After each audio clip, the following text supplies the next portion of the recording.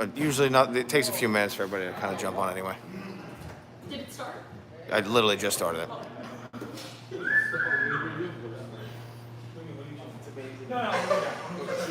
Randomly come in. I literally just started it. That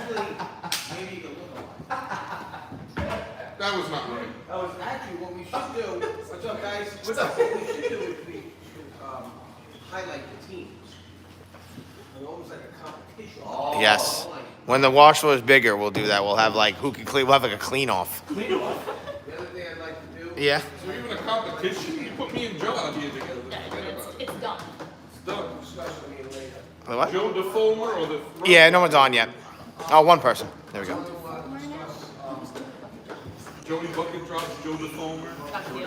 I like Joe the Fulmer. Joe the Fulmer. It works. Because That Joe sounds Dean and like Joe the Okay. Fulmer. I like Joe Fulmer. Oh, your last name starts with a G? Yeah. There you go. So Joe the Fulmer. Perfect. I have an idea about that. I have a great idea. I bet you do. Tell me. I really do.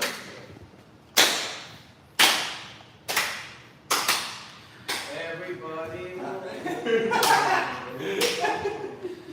Come on, baby. Do the locomotive. That's a throwback. My God. That's what I'm saying. That's the song. Come on. Ooh. We're here at a cruise here. We're missing Manny. Where's your vacation? No, he's working.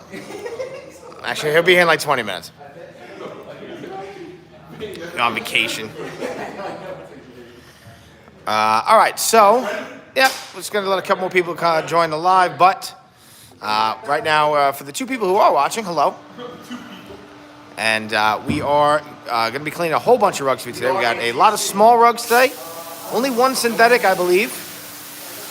And right now we've got this rug here, and we got these other two on the side there. These are all soaking in our pet treatment. And let's see what happens. And like I said, I'm going to let a couple more people join in. We usually get like 100 or so, sometimes 200-300 at a time watching consistently. So as soon as that number jumps up a little bit, we'll get started here. But if you do have any questions, please ask away. The Q&A, let us start.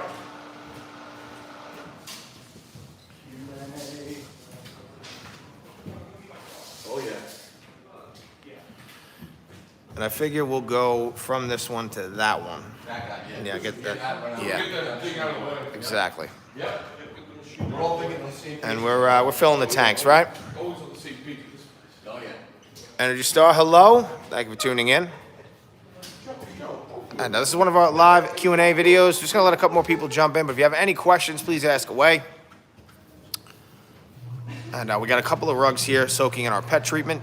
So we got some pet urine on these. Energy, thank you very much.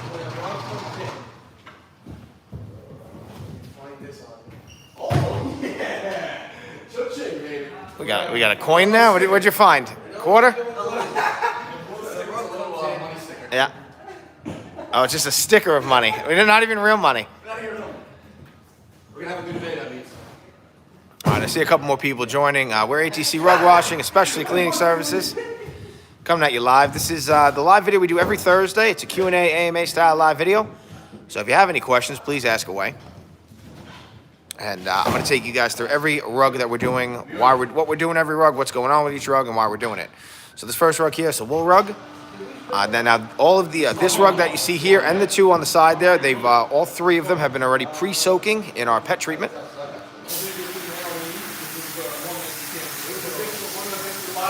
And now we are going to rinse this one out, get as much of that urine out as we can. And then we are going to actually start to clean the rug.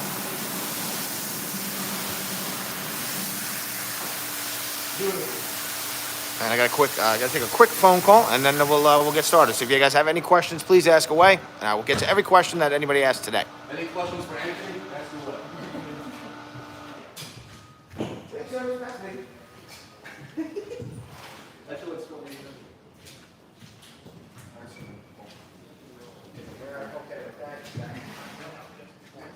We are live. We are live here in Lindenhurst. Nope, is it Lindenhurst or Farmingdale? Lindenhurst, we're in Farmingdale. Don't tell people where I live.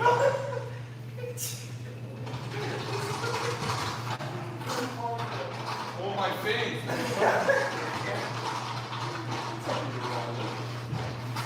Actually, one more time. Yeah, Get sure. that. Yeah. And then we'll put the cleaner on. Any requests? Let us know. Joe will sing and dance for you today. We'll even get Jamie in the mix.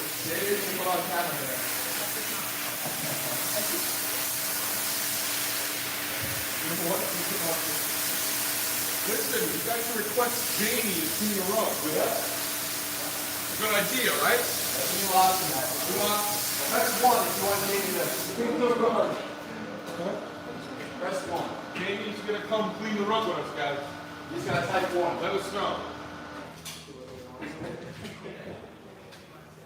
Type 1 for yes, type 2 for no. Type 3 for maybe. I know who's gonna say that something.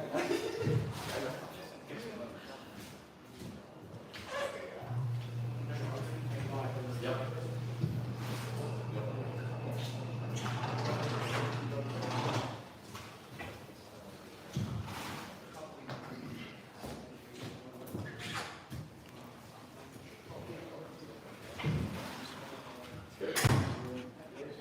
Just spray and touch and we'll Yeah. put the cleaner on it. Yeah. Spray to touch.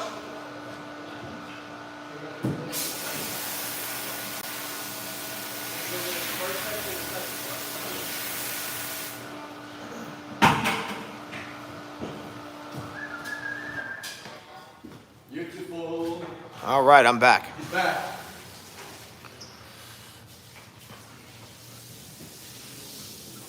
Philip, we are coming at you live from New York. We are on Long Island. And on this type of rug, I would not recommend using a pressure washer. This is a wool rug. Yep. And even we do have a power washer. We will be using that a little bit today. We never really use it on the face of wool rugs. It can cause a little bit of damage. Not so much to the color or anything, but it can actually permanently distort the pile of the rug. But when we get to the second rug we're going to be doing today, that rug you actually could power wash at home. Now this one is exceptionally dirty and also has a little bit of pet issues as well. So it does have some dog urine. But you absolutely could, with enough time and effort, get any synthetic rug very clean at home. The caveat to that is you need really warm weather. You need to be able to get that rug dry very quickly. If you don't get it dry quickly, you are going to get mold, like mildew, and then eventually mold. And I would say every month we probably get two or three rugs in our shop from somebody who, from one of our customers who tried to clean it themselves. And when you try to clean non-synthetic rugs, so you try to clean like a viscose rug or a wool rug or a cotton rug, more than likely you're going to ruin that rug. Irish Glory, thank you for tuning in. How do you get through the smell? Well, my nose stinks, but in general, you do get a little bit used to it. And it's not as bad. It gets a lot worse, the smell, once like in the summer when it's really hot. What is the best way to get pet hair out of a high pile rug? That's a really good question. You're talking like a rug that you really have a hard time vacuuming, like a shag rug or something like that. If you have a shag rug and you're trying to get pet hair out of it, that is in general, it's very hard to vacuum them. The best thing you can try to do is, you can try to, I would take maybe some kind of brush that you can actually get through the rug. So, let me zoom in. Even just something like a regular brush like this, like one of these. And do your best to kind of push as much of, maybe something a little stronger, maybe a little bit of a harder bristle. And almost just kind of go back and forth on the rug and then really try to push it to one direction and just till you start to get like hair accumulated, and then almost take like your vacuum and take the attachments off and just use the end of the hose and just try to vacuum it the best you can.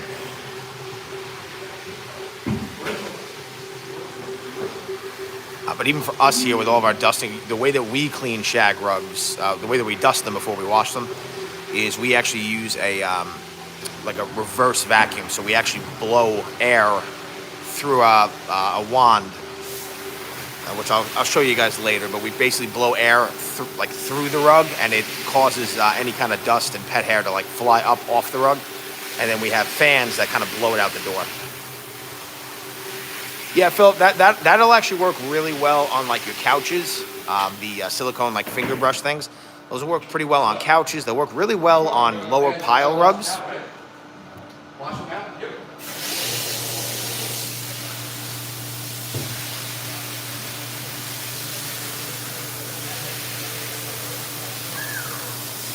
And back to the power washing comment. So we do power wash the fringes on our wool rugs.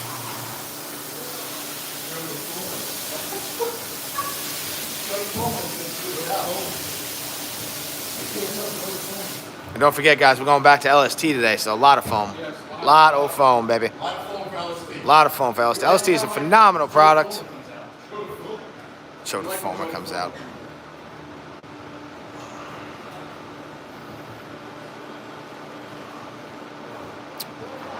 Hi, is the centrifuge hose connected to the water container in the background? Yes, so the water containers we have in the background, they power the centrifuge, they power the fire hose you see us using, and another device that we don't use too often, it's called a flush wand. So it basically powers that's our water reserve for those three tools. Now we're getting we're actually in the process of getting a new wash floor in our shop. And I think we're going to end up being able to set up 2 different fire hoses. So we'll be able to do double the cleaning action.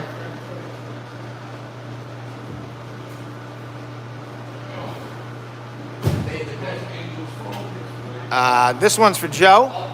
We got Amelia. Not a question, but that dude has nice hair. Thank you. Thank you. Appreciate it. And thank you all very much for tuning in. We got a bunch of people in here now, so I'll kind of go through our introduction here. So my name is Pat. We are ATC Rug Washing, especially cleaning services. Coming at you live from New York. We are on Long Island in a beautiful sunny day in Farmingdale, New York. Today, you're going to be mostly seeing Joe right here. And you'll be seeing a lot of Anthony. You'll be hearing a lot of Joe and Anthony as well. And we are a family business. We're a 3rd generation company. I am that 3rd generation. And we do a couple type of live videos on our channel. We do a CCTV style live video, usually 1 or 2 of those every Tuesday, where we just kind of let the camera roll and we just clean. We do special edition live videos, which is where we do a couple of rugs that take, usually 1 rug we showcase that tends to take a lot longer than the regular rug cleaning process. Now we do that with really old rugs, very unique looking rugs, certain stuff like that. And then we do this live video every Thursday, 9:30 Eastern Standard Time. And that is where it's our Q&A, AMA style live video. I stand behind the camera anywhere between 3 to 4 hours, answer any questions you guys have, and I take you through the entire rug cleaning process for every rug that we're doing.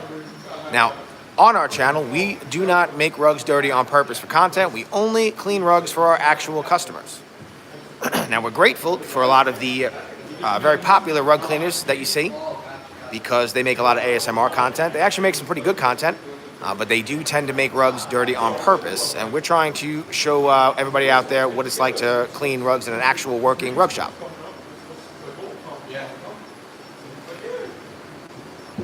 One more time. Jeff, thank you very much. So, Now, a little bit of backstory about us. And by the way, this is the Q&A live, guys. So any questions you have, I will answer every question that I see that you guys ask. And you guys can always give us a shout out. Let us know where you're coming from. We've been getting people all over the let you guys. We've been getting people all over the world watching. It's really amazing. The internet, man. Should I have in one of the bottles of the last week? One Sublime or rug style, that's what we need. That's why I don't have rugs. So, Wins, thank you for watching. They do get very dirty if you don't take care of them. Now, the main thing whenever you're cleaning rugs. Go ahead. Yeah. Yeah, you can. I don't think that's the type of dirt that's in there. I would just put a little rug sour. Yeah. But that's it, not the fringe piece. No, I don't think you need it on this one.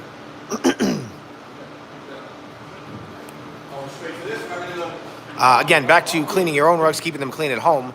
The biggest thing you do, I read a study one time, that you're supposed to actually vacuum any carpet in your house and any area rug you have one time per week per person and walking pet that you have. So if you have a family of 4 with 2 dogs, you're actually supposed to vacuum your carpet and rugs 6 times per week. Now I realize that that is a little outrageous, but I would say if you're only vacuuming once a week and you have that scenario, definitely start vacuuming twice a week, because especially on area rugs,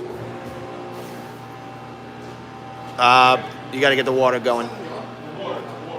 Yep. All right, so we're gonna start power washing. There you go, perfect. So on all wool rugs we clean, for the most part, we do power wash the fringes. Let me get some more stuff. Have I ever cleaned the one from Phase? I'm not sure. Whoever employed him for this job is wise. Thank you. Rocking that man bun. What do we charge for cleaning? So all of our prices are by the square foot. And that typically ranges between like $2.25 per square foot up to $5 per square foot on average. Now, certain rugs will cost a little bit more. But in general, that is what it costs to have a rug cleaned. And Uncle V, we are located in New York. You're on Long Island. Dan, thank you. Thank you for watching. What shampoo are we using? So, our pet treatment, we rotate that around a little bit depending on the type of rug we have. We have about 5 or 6 different pet treatments we use. On this particular one, we used a brand new product from a company called Real Cleaning Innovations. And that is a, it's called D2, that's the name of it. And then what you just saw them put down now is a product called LST from ChemMax. Jeff, how long does it take back to the customer? That's a very good question. And that really depends on how far our customer is. So now this year is the second real year we've been doing this business. And I'm just going to let Joe finish this here. It's a little loud. And I'll get back to that question.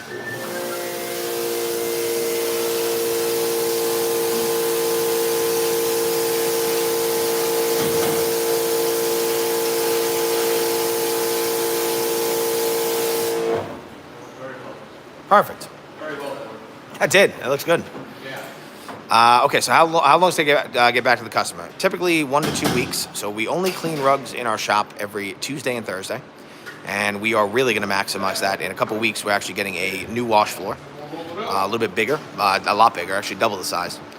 And that's going to allow us to basically every Tuesday and Thursday get every rug that we pick up throughout the week done in that week. So really, depending on what day we pick it up, has a lot to do with how long it's going to take to clean it. So if we pick up a rug on a Friday, more than likely we're not going to clean it until Tuesday, and every once in a while, maybe on Thursday, depending on how many rugs we have in this place.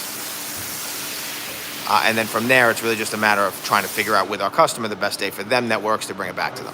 Pretty, oh so pretty, yeah. Now, Seek, I see somebody else asked how much we charge. So in general, we charge between $2.25 to $5 per square foot. Now that price kind of range depends on two main factors. Number one, what the rug is actually made of. So rugs that are synthetic material rugs are usually a lot. Our whole business is time, is labor, and chemistry. So synthetic rugs tend to clean the quickest, and they are the easiest to clean. They really require the least amount of the cheapest type of chemistry out there. Wool rugs tend to cost a little bit more. And then more specialty rugs, viscose, cotton, stuff like that, sisal, they just take a lot more time for us to clean, so they get a little bit higher on the price range. The other aspect, the secondary question, is also what's going on with the rug. So pet urine or any kind of decontaminant, so we get a lot of rugs from restoration companies.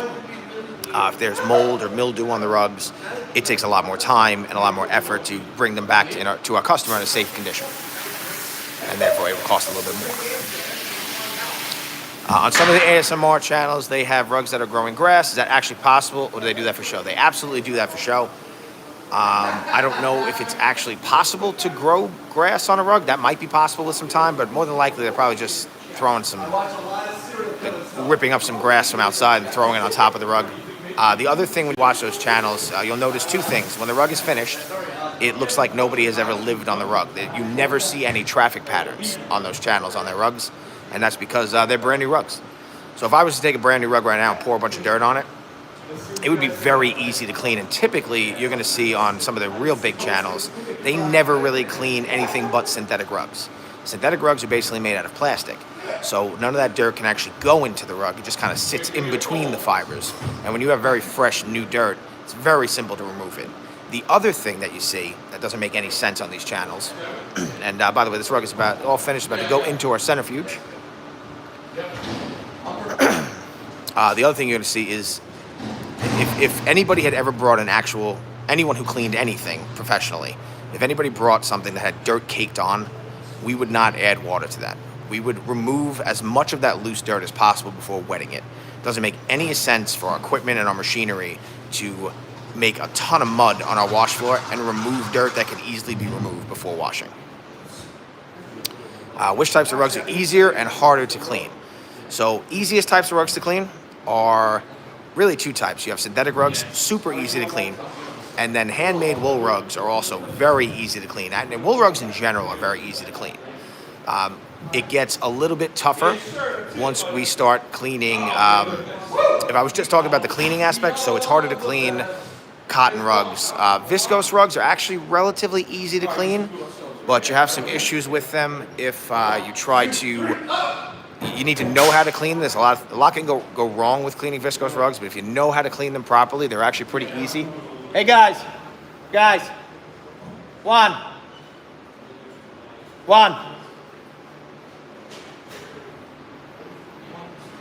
Sorry about that. The hardest rugs for us to clean in general are mercerized cotton. That is my least favorite fiber to clean. That is every color in that rug, when you wash it, has a high tendency to come out.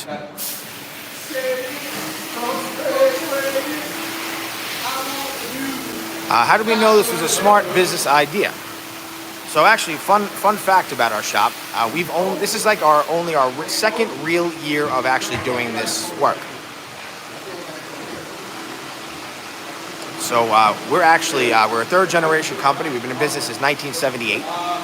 And for most of that time, literally up to like the last 3 years, we're an office cleaning company. But during COVID, we realized less and less people were going into their offices. We better figure out a way to get into their houses.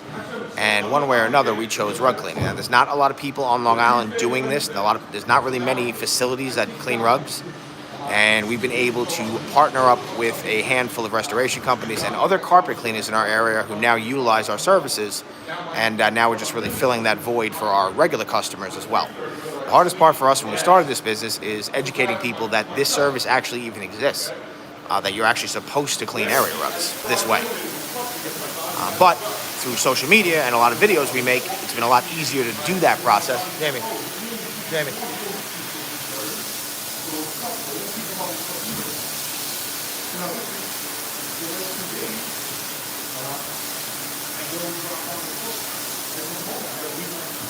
All right, so the second rug we're doing here, this also has some pet urine, but very, very dirty. You can see how much dirt is in this rug. Now, this rug has been sitting on the side, soaking in our pet treatment to remove the urine, to actually break up the urine and remove the urine odor. And now we are going to push all that out, and then we're actually going to clean this rug. And I think we're going to get a much different color when we're finished. Now, I think the rug is supposed to look like this, and hopefully we can get a lot of this rug to look kind of match evenly. Now, this has definitely been quite lived on, so there's going to be a ton of traffic patterns. So wherever they walk on this rug all the time, we're going to get it very clean, but it's always going to look a little bit different. And that's because these types of rugs, the more you walk on them, you create a traffic pattern, and that's damage to the rug. Pamela, hello again. Thank you for tuning in. Do we do any repairs or we just clean? We do some minimal repairs here. We outsource that to, we have a couple of people we work with. They buy and sell rugs for a living. They bring us a lot of their rugs to clean, and then we can refer them to our customers when they need some more major repairs. Now, that first rug we did is now in the centrifuge. So Juan just turned the centrifuge on, and you can see how much more we're getting out of it here. Now, the way the centrifuge works is and I'll show you guys a full tutorial on that later. But basically, that rug goes in the machine, rolled up. It opens up in the machine, and we are then able to pass fresh water through the rug, and that allows us to rinse out any more of that urine that we left behind, any more dirt, and also all of our soap that might be still in the rug. Now, once we give it a few rinses and we see that water runs clear, then we're able to actually just keep spinning it until we dry the rug. And now this particular rug, that wool rug you saw there, it's going to get about 95% dry in 3 minutes. And Ken, I see you had a question about drying, and that's kind of the answer for that one there.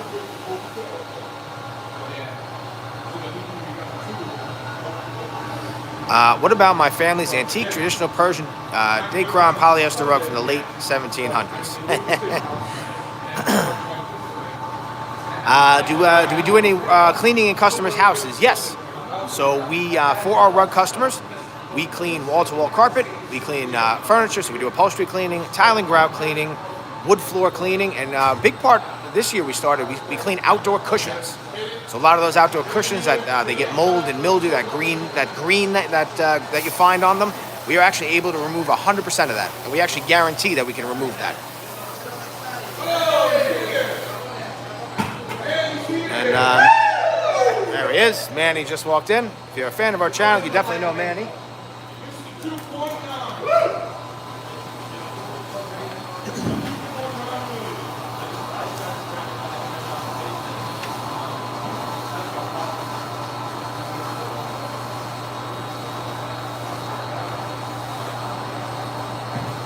Mr. 2.9 million here. This table is for the family play.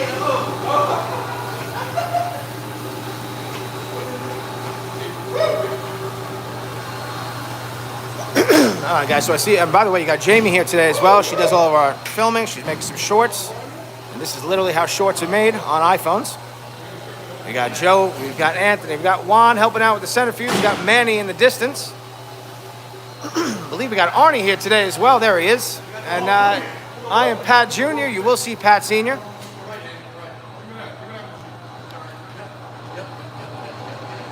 We are ATC Rug Washing, especially cleaning services. This is one of our, coming at you live from New York. We are on Long Island. Beautiful sunny day in Farmingdale. You can see it over there. Now, this is one of, we do 3 type of live videos. This is our AMA Q&A style live video, so ask us anything you like. I'll do my best to answer every question that gets asked today. And we do these every Thursday. I usually this video is going to be about 3 to 4 hours. And I basically keep talking till my voice goes. And look at all that dirt. Woo!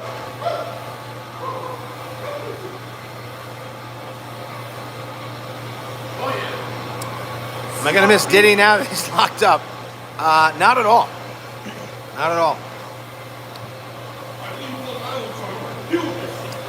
Do we prefer cleaning in our customer's house or in our factory? Notably, thank you very much for watching. That's a very good question. You should ask your doctor. I'm sorry, back to all the questions. Do we prefer cleaning in our customers' homes or in our shop here? So, I don't think it's a preference. Obviously, we really enjoy the rug cleaning. The rug cleaning is predominantly the main thing we do here. We really don't advertise other work for our customers' homes. We just kind of service the customers. We are rug customers. But I think the guys who do the in-house work, they really enjoy it. And the guys who do the rug cleaning here, you can hear these two right now. They're loving life, these two.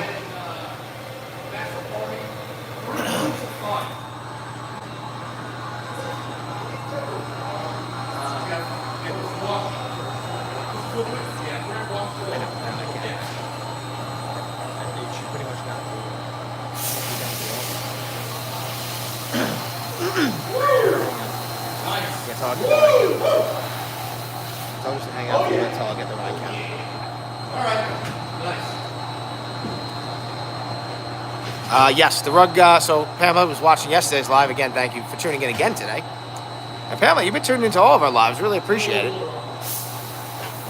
But yes, we had a very fun, huge rug, way bigger than our wash floor. It was about 13 by 28 that we cleaned. I caught the end of them cleaning it, and I rushed to make a live video.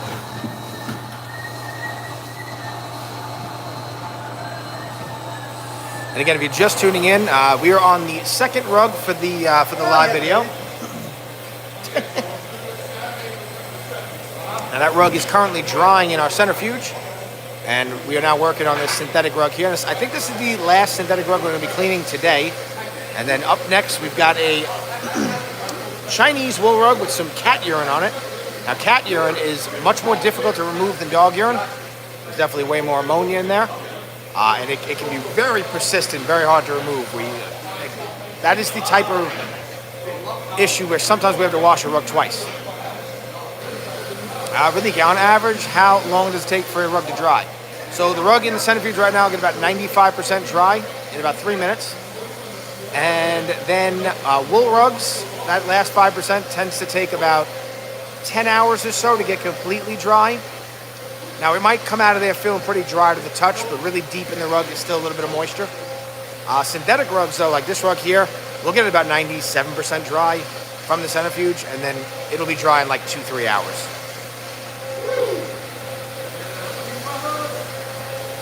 Now, we're actually working on, let me show you guys. So, now I had mentioned that this is a pretty new business for us. So we always had this space here. And this year in May, we just moved to this side over there. We're actually going to put up like those curtains that you would see like in a walk-in freezer. And we're going to actually make that the driest room in New York.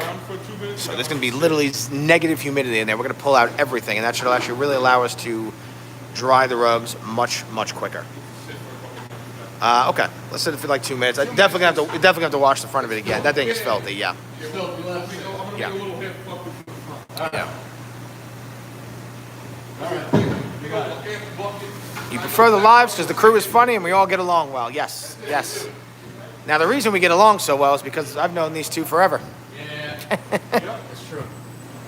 That is true. We do get along. I met Joey in elementary school, and actually I met Ant in elementary school as well. We didn't go to school together, though, until high school. So what we're doing now, we're letting this rug sit, letting our cleaning solution kind of break down some of that dirt. We're just going to leave it for like 2-3 minutes. The really dirty ones, we let sit. Oh, nice. What part of New York? I can always say, girls, Pat and Joe are the only two people I accidentally have like a fight with. Like, Yeah. Got like excellent. Like, I swallowed my tongue. We need to work harder. Why work harder when we can let the cleaning solution and the machines do the work? Oh, very nice. Well, thank you for tuning in from Rochester.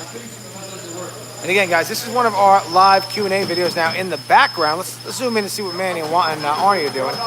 We are cleaning an animal pelt here. And we're doing this one a little bit differently. There's no pet. Now, you can wash animal pelts, but there's a couple of issues you have when you wash them, especially with the leather in the back. The leather layer, once you wet it and it dries, it can become very hard. Now, we have some ways to mitigate that a bit.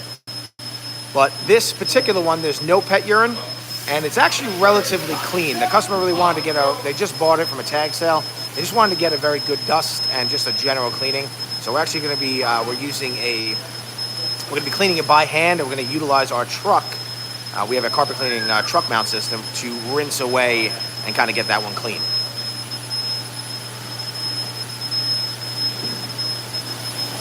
And now you're going to see us do this a lot. Joe is just putting some water under the rug, and that's because right now the gravity is actually pulling that dirt from the middle of the rug to the front of the rug.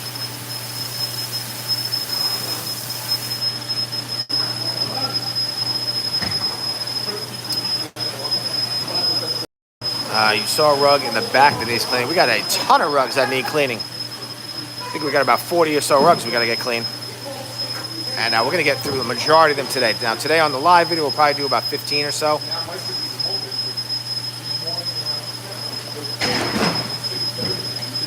I mean, you jump on here for no reason. And then you disappear. And there you go. Bye, Keith. I love the power. All right, so they're going to turn this one over. Now we really got to work on getting the front of this one clean. And every time we turn the rug over, you can see this. It almost looks dirtier on the front because all that dirt from the middle of the rug. And this is a very thin rug. It's amazing how this rug is about maybe probably a quarter inch or so thick, maybe a little bit bigger. And look how much dirt is actually just sitting in this rug. And this rug's already been dusted. It's definitely getting lighter. Oh yeah. Woo!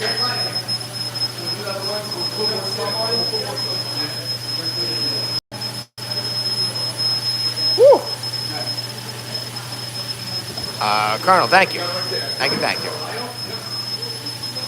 Zeus from Minneapolis, hello. Bill, hello again. Thank you for tuning in again.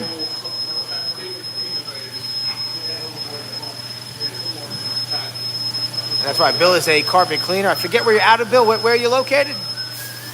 But Bill's has been tuning in a lot lately. We really appreciate it. Thank you very much.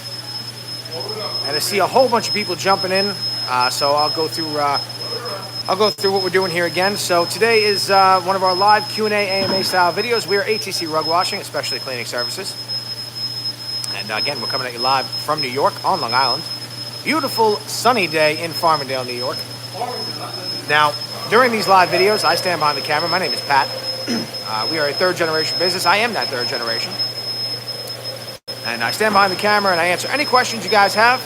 And I kind of take you through the cleaning process for every rug that we're doing. Now, on our channel, we only clean rugs for actual customers. We do not make rugs dirty on purpose. We don't make rugs cleaning just for content. We actually do it for customers. Now, we are pretty grateful for a lot of those guys because they've made rug cleaning very popular. And now I think we're trying to fill a little bit of a niche where people who actually want to see this work, how it actually is, that's what we're trying to do here.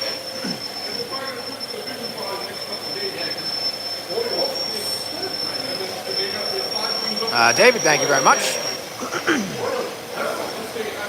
Pamela, yes, so we don't really get to show you guys a lot of the dirty water dump because we really don't really film a lot of that stuff because we find that people really like watching the rug cleaning. And it's a little hard for us sometimes to clean.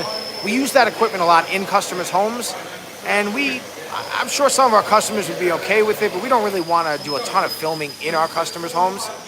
So we never really get to showcase a lot of that work. And now I think next week, we're actually going to be doing for one of our employees some work in his grandmother's house and his aunt's house. So we're going to get to at least make a lot of videos, but even that, I don't want to be filming live in her house. You know what I mean? But if I think we might go do a second live video today. And by that point, Manny should be back with the truck. Right now, if you guys are just tuning in, you missed it. They're cleaning an animal pelt there in the distance. And what Manny's holding in his hand there, that is our upholstery tool. And that is actually what we use to clean couches and sometimes smaller rugs or rugs that we do on tables like that. Kevin, thank you very much for tuning in. Now you're going to see on this one here, a little less starting to come out. But no, definitely a lot of dirt still. Where we at with this one? Do the second time. Let's put some more water and run the machine a little bit. I think we can get a lot of this. Let's get a lot of this out. Now it's definitely starting to look a lot better. And I think I got a pretty good picture of what we were starting with. So there we go. There's Joe there, looking excited. And yeah, it's starting to get there.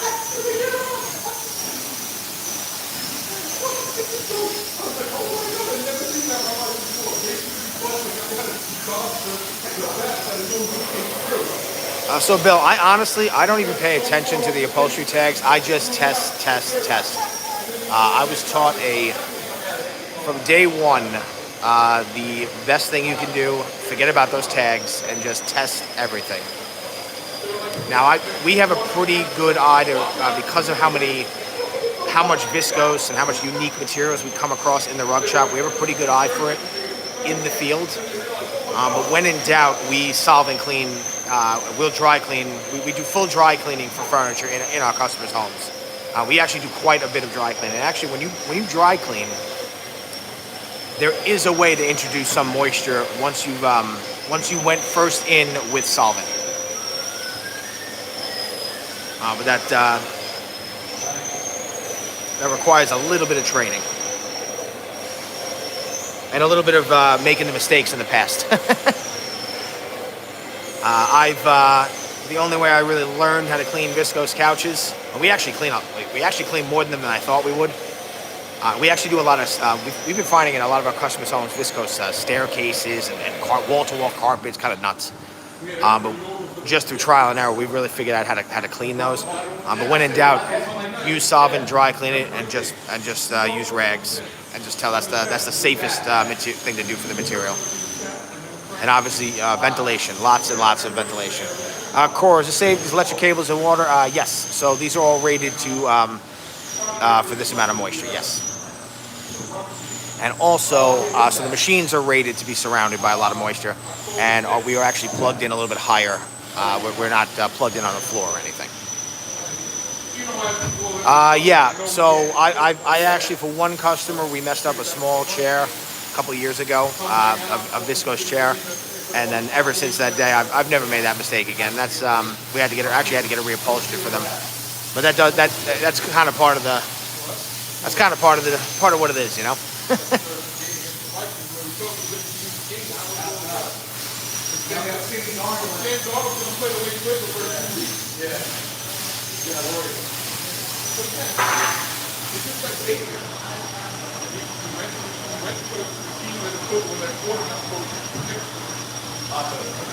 Yeah, it's getting a lot better.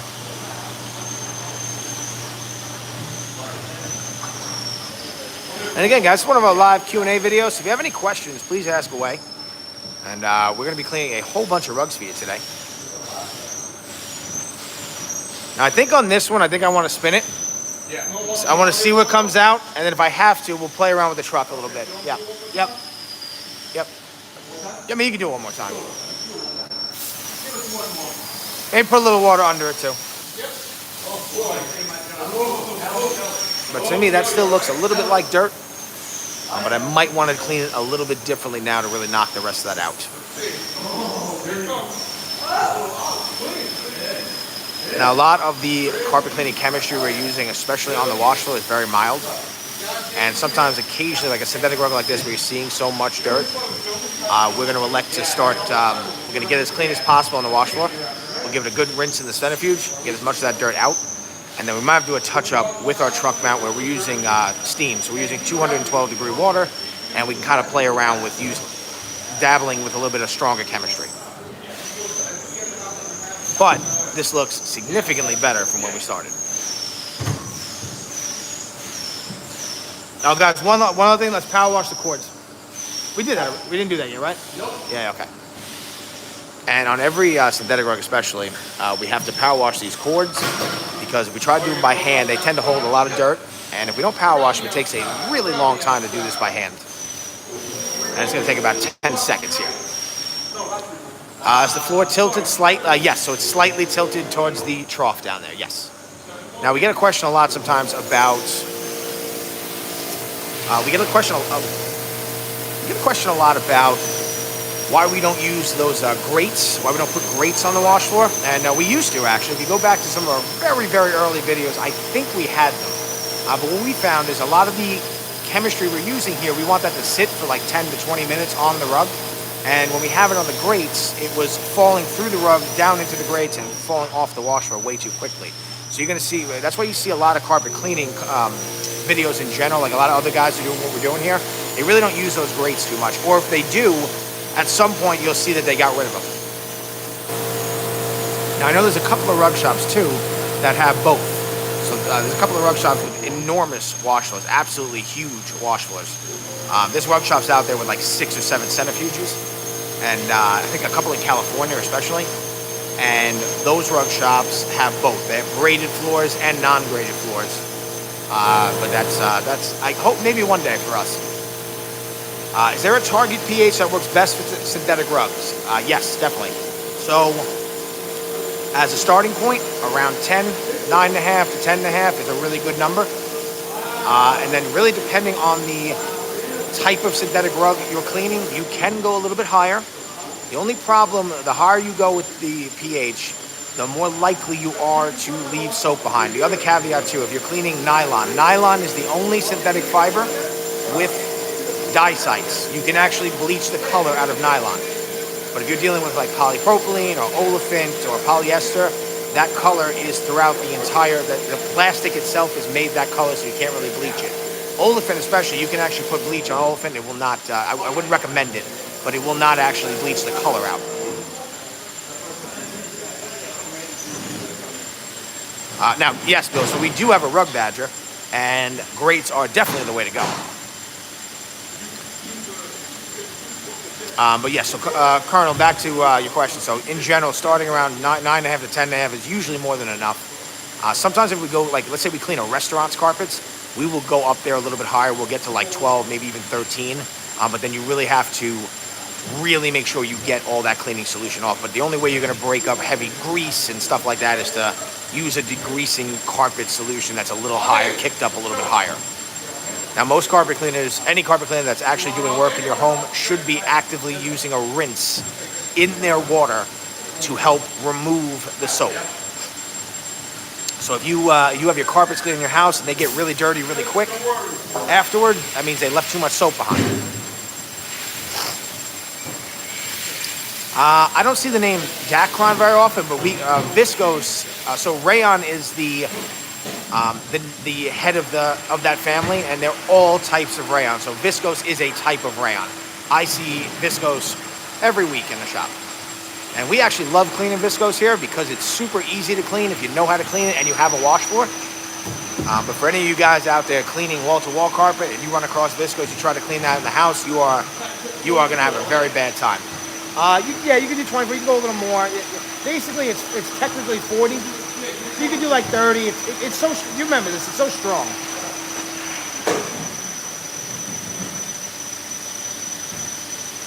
I'm going to laugh when immigrants start eating Taylor Swift cats. That's a pretty funny comment, but I don't think I want to keep that there, unfortunately. But thank you very much for watching. Come on, YouTube. You know what, there we go.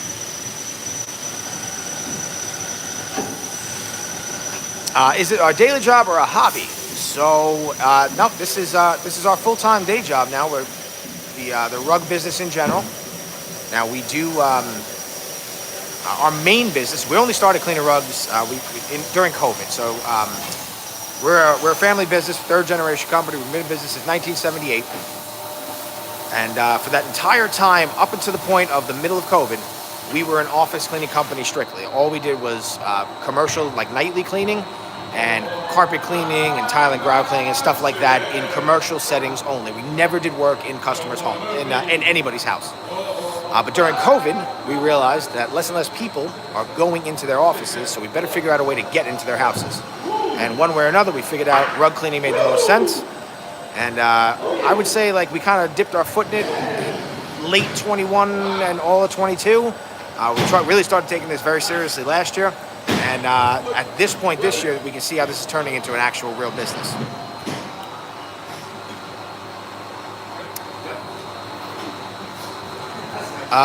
Brent, good morning.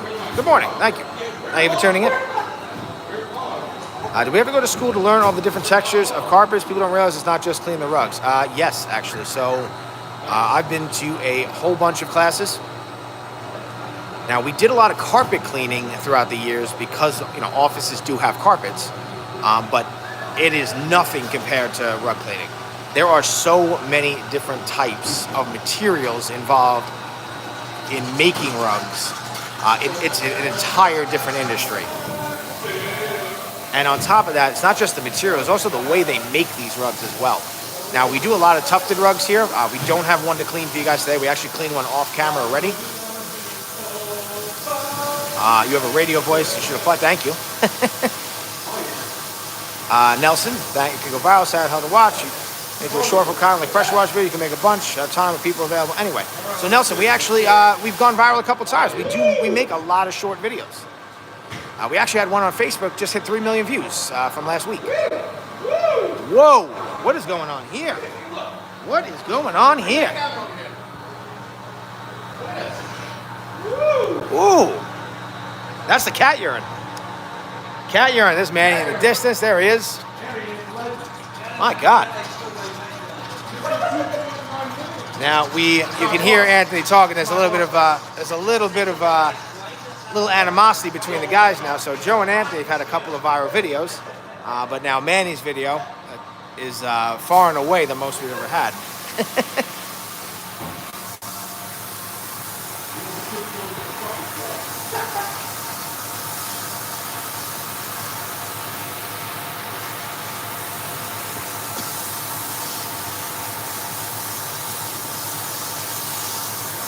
Do we remove wall to wall from home and clean like we're showing here? So not typically. That's usually pretty overkill. The wall-to-wall carpet cleaning systems that we have and the truck mount systems that have been in the industry for a long time do a very good job of cleaning wall-to-wall carpet. Now, occasionally, somebody might bring us a staircase runner, but other than that, for the most part, we do not remove wall-to-wall carpet from a house. Fancy, Greece, North Island, thank you very much for tuning in. Carl, yeah. That or they need to make better videos, you know? Is it humid in there? So, Serena, thank you for the question. Thank you for tuning in. Is it humid in there? Yes, it can be, especially on our wash days. Now, in the summer here, it's pretty brutal. It gets very hot. Now, we are going to, I had mentioned this before, but they're just getting set up here, changing some equipment around. Now, that's the, we were just using our CRB here, and we're going to be done with that for the day. So back to the humidity question. So we just moved in May to this other side. We knocked the hole in the wall here. We took over this side of this warehouse space. And we are actually going to make that the driest room in New York. We are going to attempt that. So we're going to basically put a bunch of commercial, like restoration style dehumidifiers in there. We're going to put more than necessary for that area. And it is going to be literally, we're trying to aim for zero humidity on that side. And that will actually allow us to dry rugs even faster than we do now.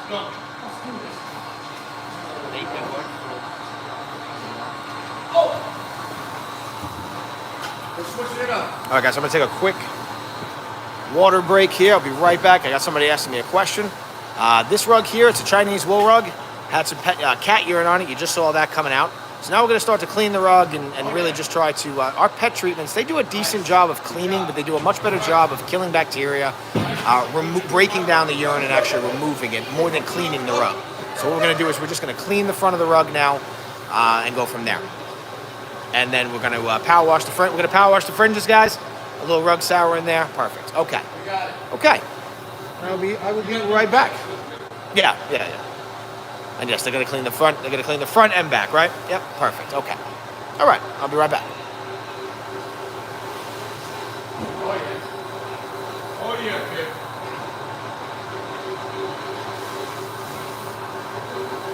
Isn't Pat the best sports guys with the pets? We love them. Unless Summer Patty comes out. Summer Patty, having a blast. Summer Patty is up all fly. Yeah, that's just great.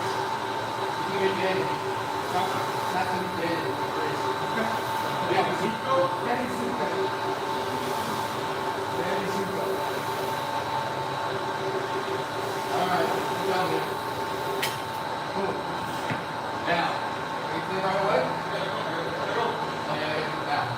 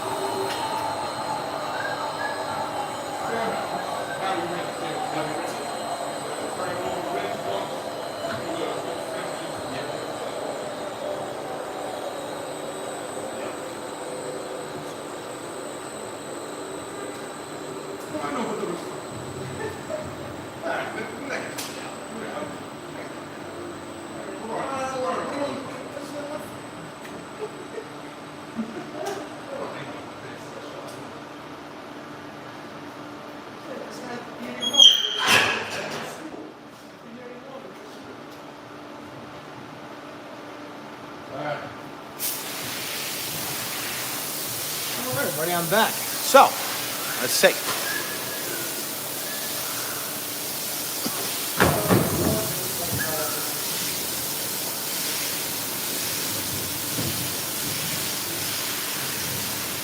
Killing me with the hose and the water pressure. Here we go. So let's see how this one's coming out. And while he's opening now, let's see how much more we're getting out of here.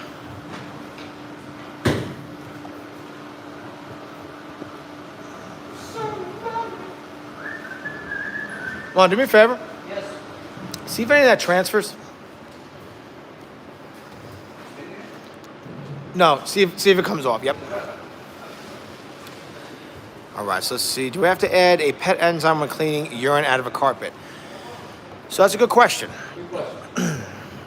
Enzymatic products, in theory, they actually work really well if you use them correctly. Now, the problem is in order for them to work correctly, you need to keep them wet. And they need to really, ideally, be somewhere between 80 to like 100 degrees. So what we find, especially when customers buy these and they try, you go to Home Depot or some other hardware store or whatever store. No, okay. So you go to some store, you try to clean. You find a product like that, and they say it's great for pet urine. What happens is you can't keep it hot enough, so you end up just putting that cleaning solution on top of urine, and then you never rinse it away, and that doesn't work at all. It's not that nice. But in general, if you can use them properly, but we always tell customers to not really buy enzymatic products. So any enzyme for pet urine, we tell them not to buy because you really can't use it the way it's supposed to work.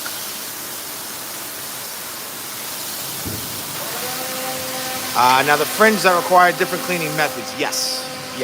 So now these fringes, they're cotton. But on most wool rugs, the fringes are cotton because actually in between the front and the back of the rug is cotton. What the fringes are, the wefts, they're actually running along the entire length of the rug, and then the wool is actually weaved the opposite way.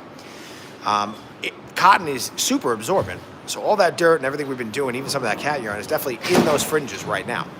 So you'll see at the end towards the end of cleaning every rug, we'll start to add usually some kind of chemistry designed for cotton fringes. And then we will actually start to power wash the fringes. Now on these particular fringes, these are Chinese wool. Now we're gonna clean a bunch of Chinese wool rugs today. This is the first out of, I believe, 8 or 9 that we're gonna clean on camera today. The fringes always tend to come to us very brown, and that's not something we can reverse on the wash floor. So after we clean the rugs, we get them dry, then we have to do a little bit of work to them to really remove that browning that you're seeing, because cotton just has a tendency in general, cellulosic browning, that just happens in general to these fringes, especially for some reason it happens all the time on Chinese wool in particular.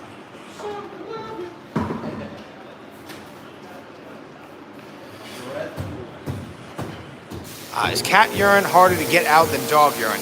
Yes, absolutely. I guess it just has more ammonia or something, but it has it's much harder to remove the smell and actually the urine itself. It's very much harder to break down.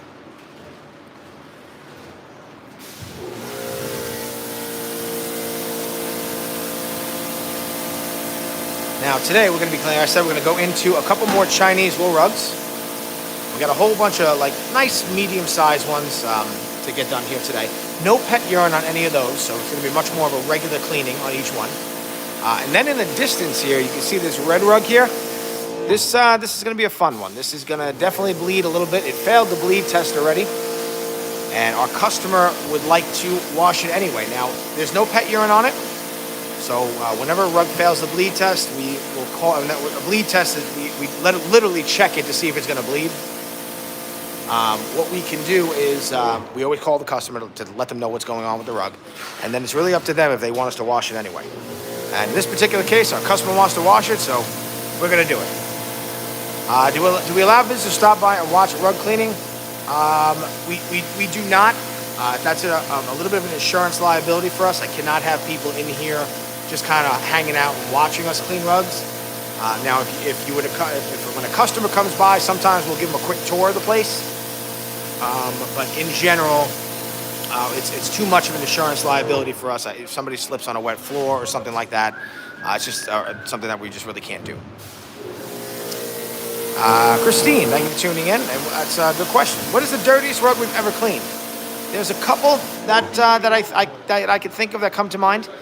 Actually, on our channel.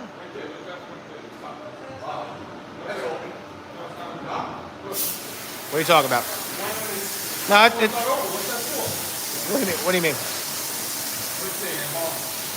No, the small one is for that.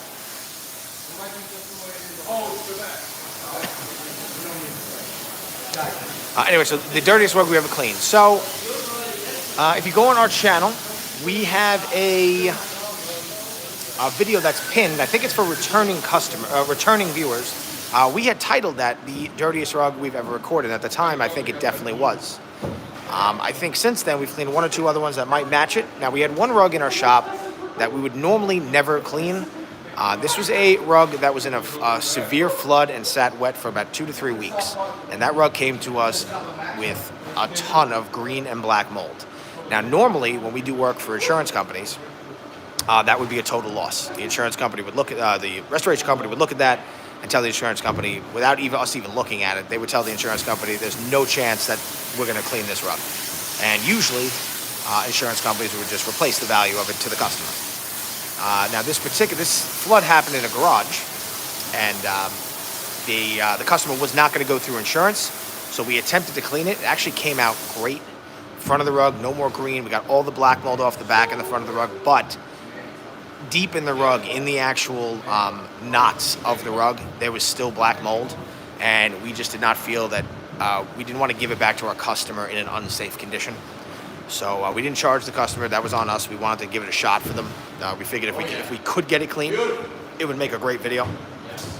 But in general, that I would say that's probably the one time we'd ever get a rug that in that condition, and that would maybe be the dirtiest. Is this rug going into the dryer? Yes. Yes, it is. All right, guys, let's roll that one up for Juan when he gets to it. Now, do we wash with cold water or hot water?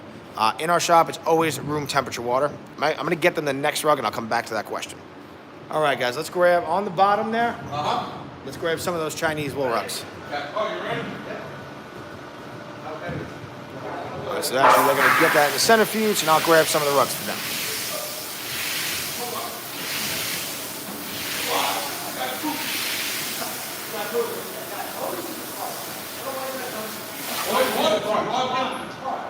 Almost took me out. That said it last time on the line. You guys are going your way, let's use the card. Use the card.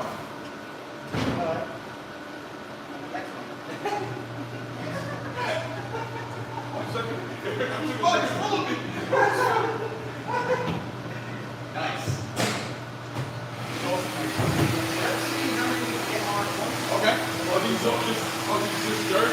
Just dirt. Just dirt. All right. Let's put them up. Yeah. And then let's do, Rug sour first in the fringes, and we'll go from there. But this is LST. This is LST though. Yes.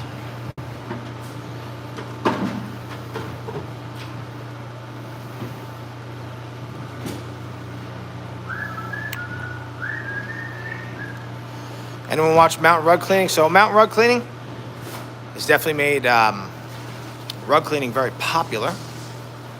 And that's all I'm going to say about Mountain Rug Cleaning. Yeah. I think so. Yeah, I think so.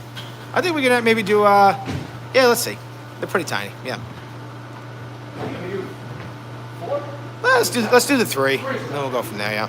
4 might be too much. Yeah, a little bit. I just don't want to get too much on these ones, so, yeah. Now, when we're doing, no, don't do the 4. You want to do 5? You want to do 5? You want to do 5? All right, so now that first Chinese wool rug is now in our centrifuge. And this machine allows us to rinse the rugs very thoroughly and then get them very dry. So let's see how, this is the first rinse you're getting here. And look how much more is still coming out of there. And that water was running pretty clear on the wash floor. Now this machine, our Centrifuge, does a tremendous amount of work in a fraction of the time that it would take us to use the fire hose, run the squeegee, and then keep constantly doing that. We're doing about in a minute in that machine in our Centrifuge. It's probably about 10 or 15 minutes of us doing it by hand.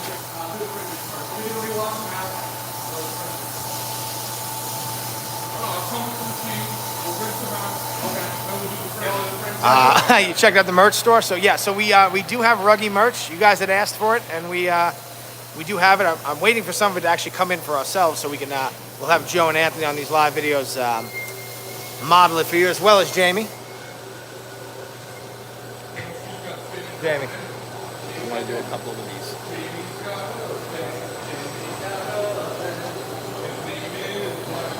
Where's all this nasty water go? Please tell me this is going to the water that we drink. So.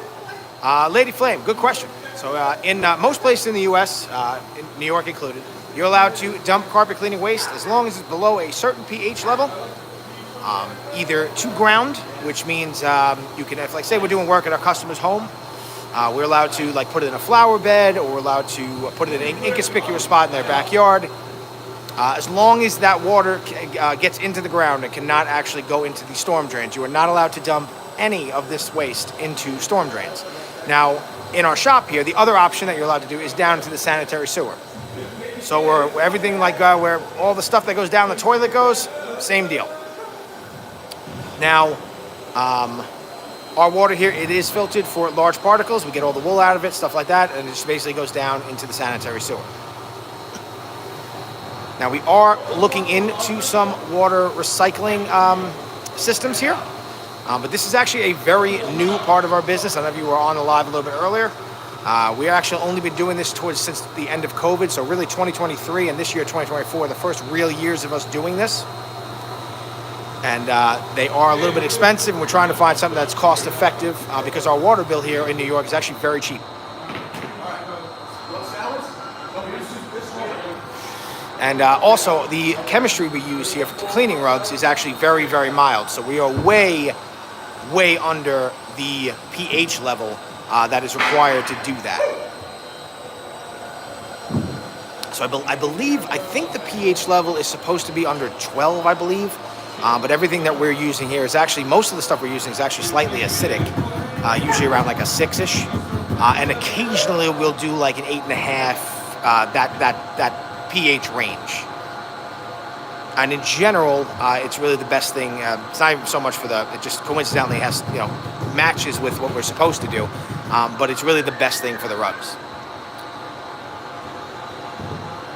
Now, we do go a little bit higher in pH in our customers' homes occasionally. We have to use some things to neutralize that in their home. But yes. But no, we do. Back to again, lady. Thank you for watching. I'm glad I was able to answer. We do never, ever would we ever put this stuff down a storm drain. And I know there's probably some carpet cleaners out there, unfortunately, doing that. But we would never, ever do that. That is a huge no-no and a very big fine attached to that. And really unnecessary, because you really can just put it either down a toilet or into a... hold on, wait. What are we up to right now? Just the rug sour. Then clean the rugs, then we'll do the fringes. Yeah. Anthony getting excited. He loves power washing. All right, so we cleaned a whole bunch of rugs here today so far. No, not a whole bunch, a couple. And they're hanging on our drying rack now. We got this one here, this one there. The other one is still in the centrifuge. And now we're going to clean these 3 Chinese wool rugs at the same time. Now, all 3 of these rugs do not have any pet issues. It's just a regular wash. We'll probably get all these done in about 20 minutes or so. And we've got for the same, this is coming from one of our rug dealers. He buys and sells rugs for a living. He yesterday dropped off, I believe he dropped off 9 of these. So we're going to clean all 9 of them pretty quick.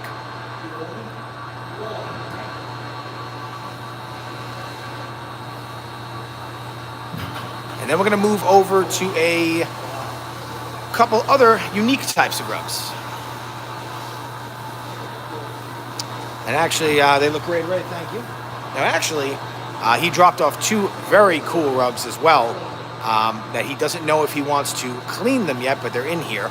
He dropped a 100% silk rug and an antique wool rug, about 120 or so years old, that I'm hoping he does want us to clean, because those are always fun to film.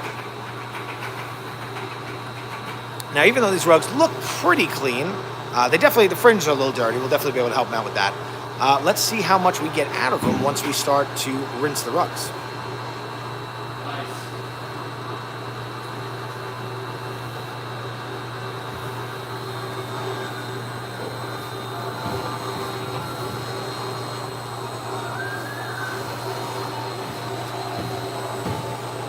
Guys, when you turn this one over, this one here, when you turn it over, see if it's starting to get tight. Yeah. No, not really. Perfect. No, that's good. Okay. Yeah. Just be real careful when we turn that one over. Yeah. Yep. Looks all right. What happened to the animal rug? They finished the animal rug, Pamela. It's. I'll show you guys in a little bit. It's outside. It's actually drying outside right now. So the way we cleaned that, we didn't really use a lot of moisture. So we just got it outside in the sun for a little bit. Now it's getting completely dry, nice and quick. Now, whenever we can utilize the sun to dry stuff, we definitely do.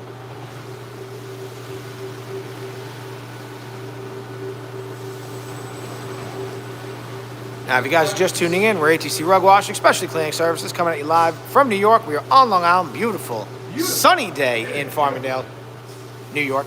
It's getting cooler out. It is getting a little cooler out. It's getting a little cooler out. But there's some sneaky hot days. I think it's about 80 degrees today. Let's see how our Chinese wool rug. Oh, that looks much better. Look at that thing. Woo! Beautiful. We do good. It's like we know what we're doing. Yeah. Who did that rug?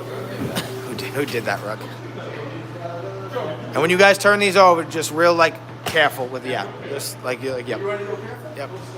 Just have a little bit of age, and sometimes when you clean, especially older wool rugs, they have a tendency to get very stiff when you're wetting them. That's because the cotton and wool absorb the water very differently. And if you're not careful, you can crack these rugs. Abdullah, we're in Farmingdale. So we're actually right in the border between Nassau and Suffolk County. Mickey, thank you very much. Thank you very much for watching. And thank you all very much for watching. And everybody who's been asking questions, thank you so much. It makes my life a lot easier. So this is one of our Q&A live videos. So Q&A, AMA, whatever you want to call it. But please ask any questions you have. I'll do my best to answer all of them.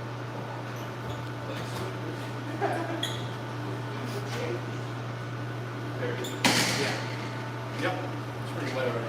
Yeah, just shut the pump, guys. Yep.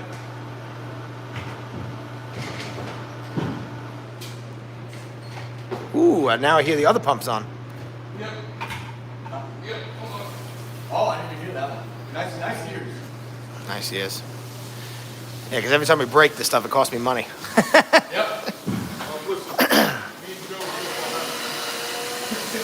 Candace, have you ever thought about using a greenhouse to help you dry the rugs quicker, or during the colder months as they retain so much heat? So, we actually right now dry rugs quicker in the winter than we do in the summer, believe it or not, because there's way less humidity in our shop, and we have heat actually blasting in the winter. We keep it about 70 degrees in the winter in there, and the way that the heat is structured, the way we set up the vents, it's actually kind of blowing very close to where we hang the rugs. Now, we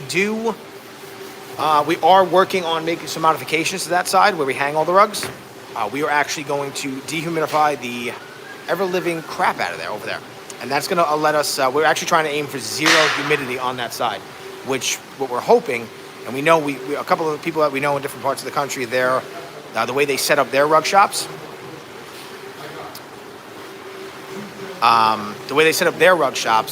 they are actually, the way they set up the dehumidifiers, they're actually pulling moisture out of the rugs because the rooms are so dry. And that's actually something that we're trying to mimic. So we're actually going to work on that. We're getting our new wash floor. It's going to be about double the size of this one. And when we do that in a couple weeks, we're going to kind of make all those changes. So you can see our platform right here right now. This is all going to be wash floor. We're going to move the platform to where this drying rack is. And then we're going to move this rack onto that side. And we have a much bigger rack on that side right now. And then we're going to... the hole we made here, we're going to use like those flaps that you would see like in a walk-in refrigerator. And basically, we're just going to try to get it as dry as possible over there. Answer hello. Watching from the UK. Hello, Simon. Thank you for tuning in. I don't want to give any vital information. We have the average cleaning cost. So, yeah. Basically, it costs anywhere between $2.25 to about $5 per square foot to get a rug cleaned from us right now. Now, we do offer pickup and delivery services. That costs a little bit extra. A lot of that really varies, but obviously by location. But we do,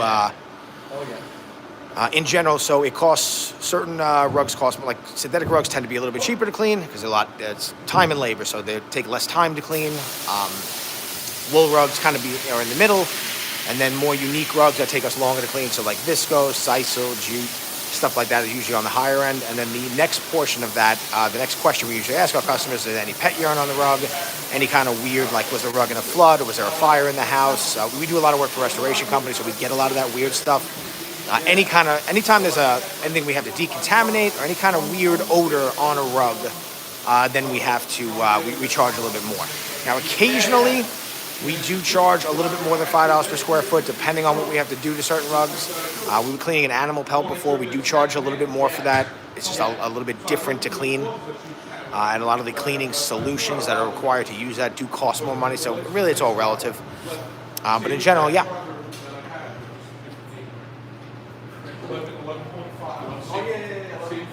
Mickey, thank you.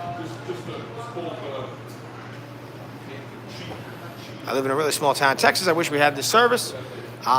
There's got to be somebody in Texas doing this. I would be very surprised if there's nobody.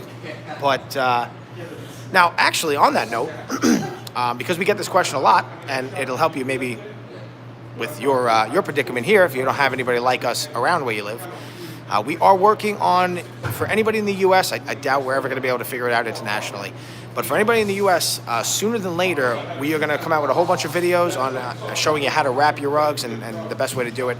You'll be able to send your rugs to us for cleaning. We've been working on that the last couple of weeks, which I'm hoping in another couple of weeks we can come out with all that.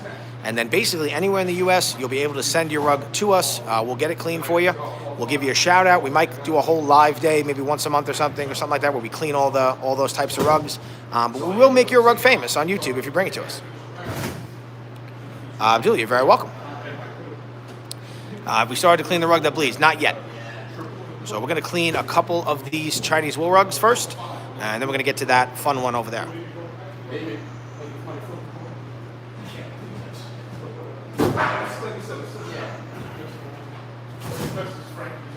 Don't forget that pump, guys. Oh, yeah, don't forget. I know you do. That's why I'm here. Yeah. Well, I turned that on because I turned it on because of that. Yeah. All right, if you're just tuning in, we started the day by cleaning a whole bunch of rugs that had some pet urine. And now we're just shifting over to a handful of these small rugs here. Now, these don't have any pet urine, just regular cleaning process for us. On every rug we clean the front, we clean the back. We work on the fringes. They get put in our centrifuge to dry, and then they get hung up, and then they're ready to go back to our customer in another day or two.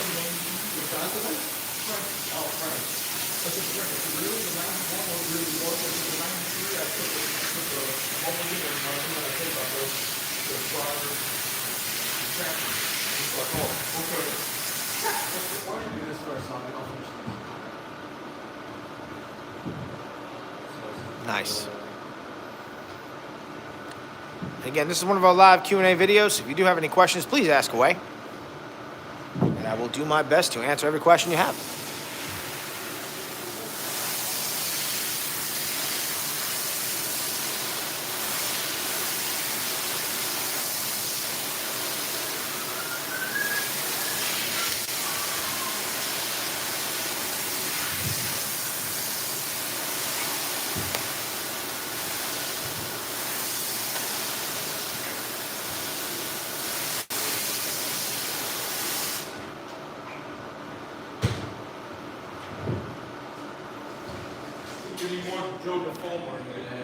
Can you actually remove cat urine completely? Yes. Yes, we can. With enough time and effort, anything can really be removed. But yes, urine in general, yeah. And the way that we do that typically is we kind of know, if the problem is really severe on the rug, that's when you'll see us probably start to pre-soak rugs. So sometimes we will. Lately, we've been doing a few videos where we put rugs like in a plastic bag and we soak them in our pet treatment. For cat urine especially, we'll do a lot of that. We have a couple different ways that we could soak rugs. That one just tends to be the one that everybody likes watching the most.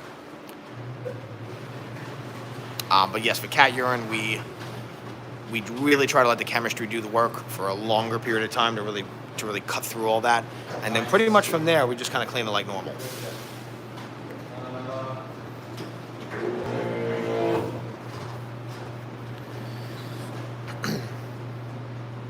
Good. And A little more.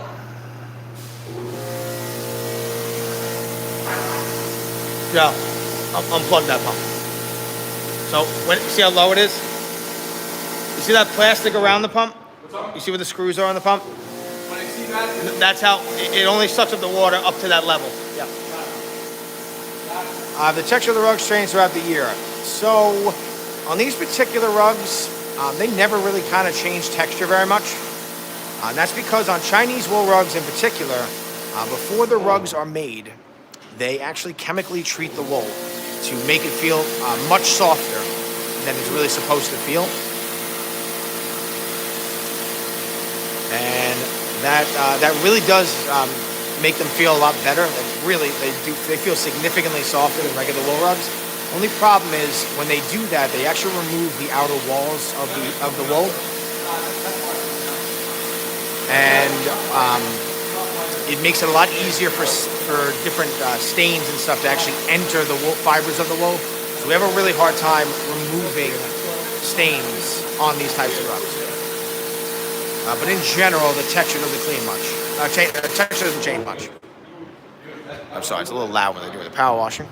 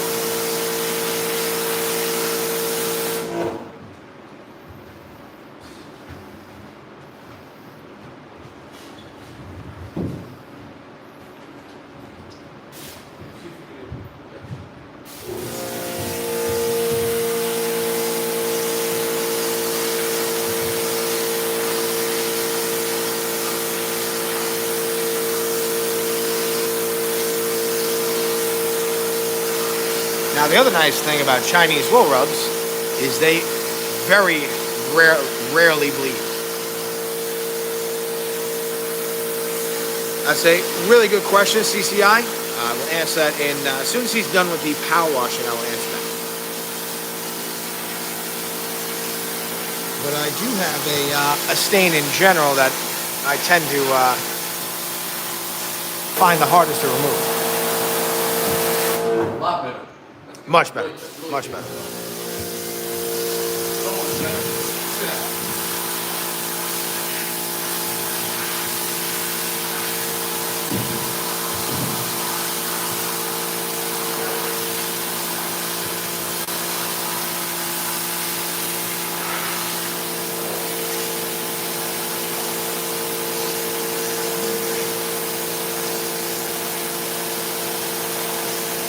Sit down. Let's roll this one up. Yep. And then let's grab some of the other. There's a couple more down there.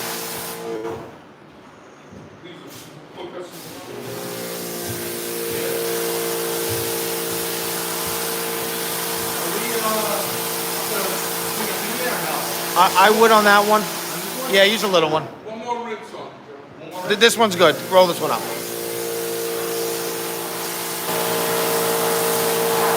And just leave it over here for one.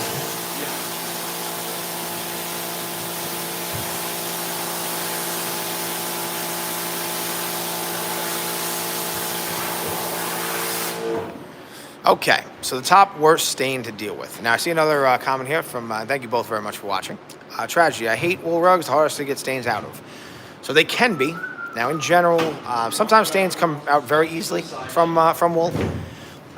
Coffee, tea, even urine stains, depending on where the wool is from, is pretty easy to remove. The hardest thing to remove, and it kind of ties into the worst stain to deal with, is any kind of artificial dye on wool is very difficult to remove sometimes without removing the other dye that dye is now laying on top of.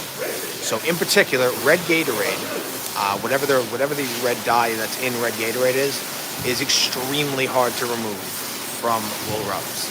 Now on a synthetic rug, it's actually pretty easy. Use the proper chemistry, and then you can either use hot steam, or you can take an iron, you can wet a rag and lay it on top of the stain and take an iron and actually remove the red. Now, on a wool rug, you run the risk of damaging the rug if you do that. So it's a little bit more of a complex process. Typically, we'll do it by hand after we clean a rug. And we have to go very slow, very carefully.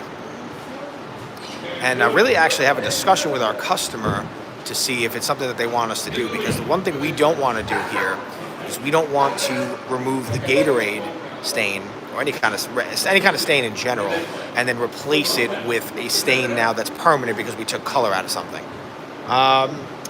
Just leave these over here, and then just yep. We can. Yeah. Okay. Juan, let's get these going. There you go. Use that one on it. That's fine. Use that on it. Yep. Juan, get these started. Want to get this one started? Okay. Just push that one down. Yeah. How do I deal with plays? What do you mean?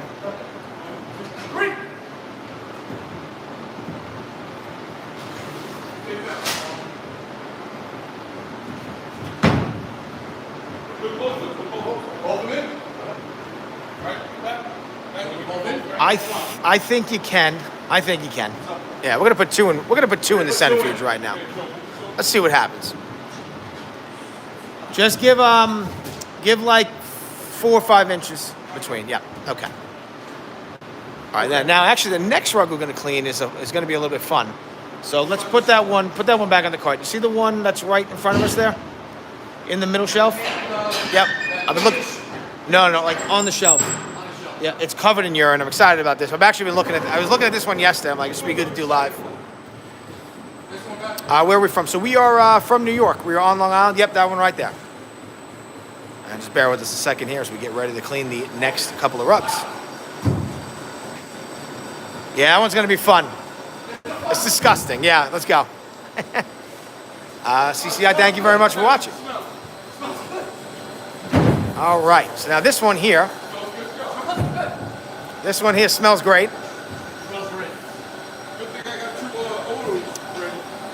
How do I deal with Play-Doh that's deep in a rug? What material is the rug made of?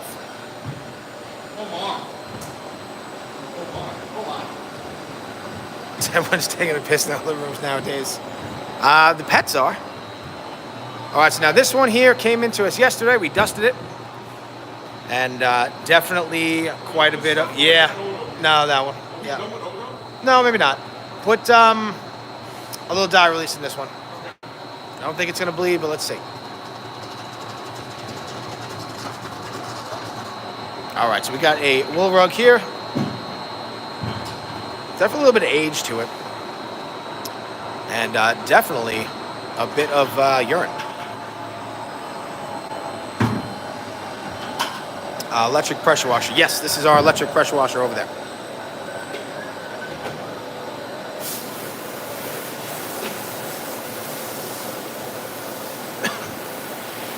Again, Pamela, back to your question. I just need to know what the rug is made of. But in general, Play-Doh can be a little annoying to remove. Salami, thank you very much.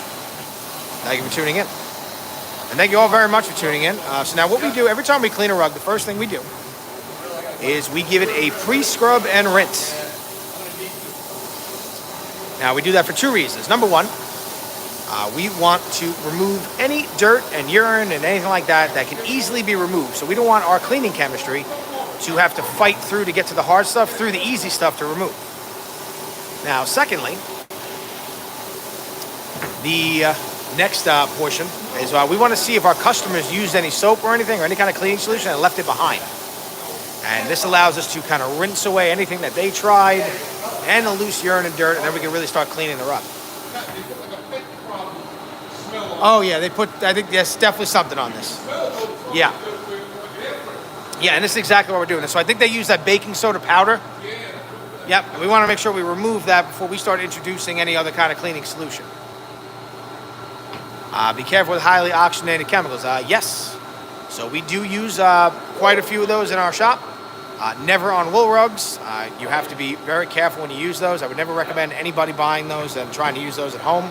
You will absolutely cause chemical burns, and you're probably going to ruin whatever you're trying to clean. Get ready, Jamie. Get ready. Yeah, come on, Jamie, get with it. What do you mean for what? Hold on. Now we're all going to watch Jamie and not pay attention to her job. Yep. Yes. Here we go. Whoa. And there we go. There we go. And this is exactly why we do the pre-scrub and rinse, because all this urine and dirt that we're getting out right now, we don't really need our chemistry to have to fight against. It's just going to come out.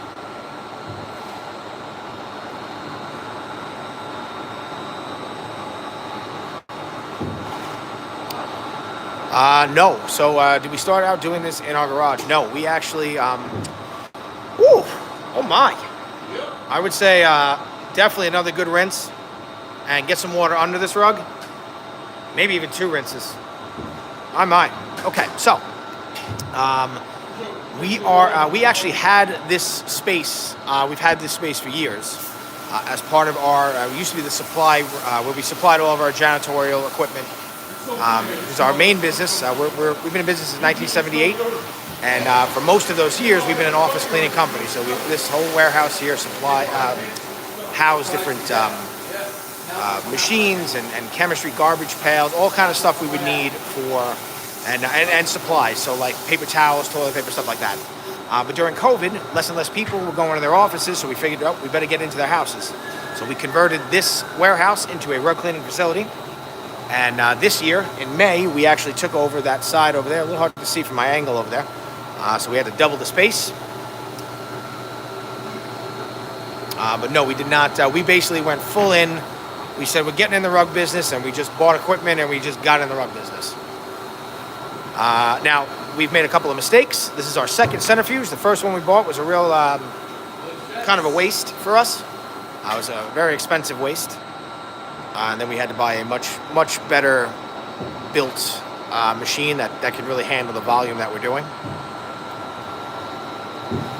Woo!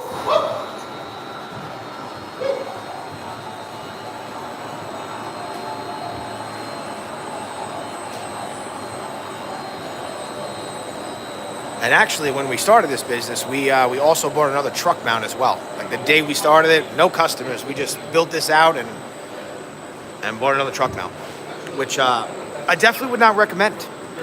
It's been the first 2 years of this was pretty stressful. And the biggest part of our business, that's the hardest part we found in the beginning, is educating customers that this actually is a service that even exists.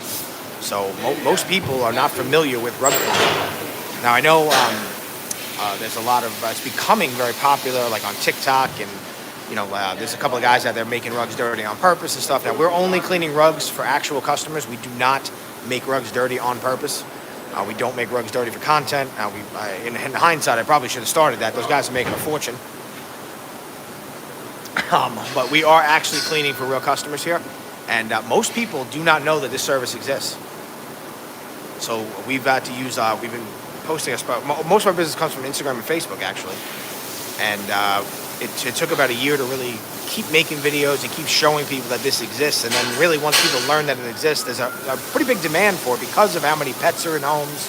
It seems like pets are way more popular now than they used to be. And we tell our customers, pets and kids are job security for us. Wow. I cannot believe, look how much stuff. Now again, we have not put any cleaning solution on this rug yet. This is just water and agitation. That's right, Joe.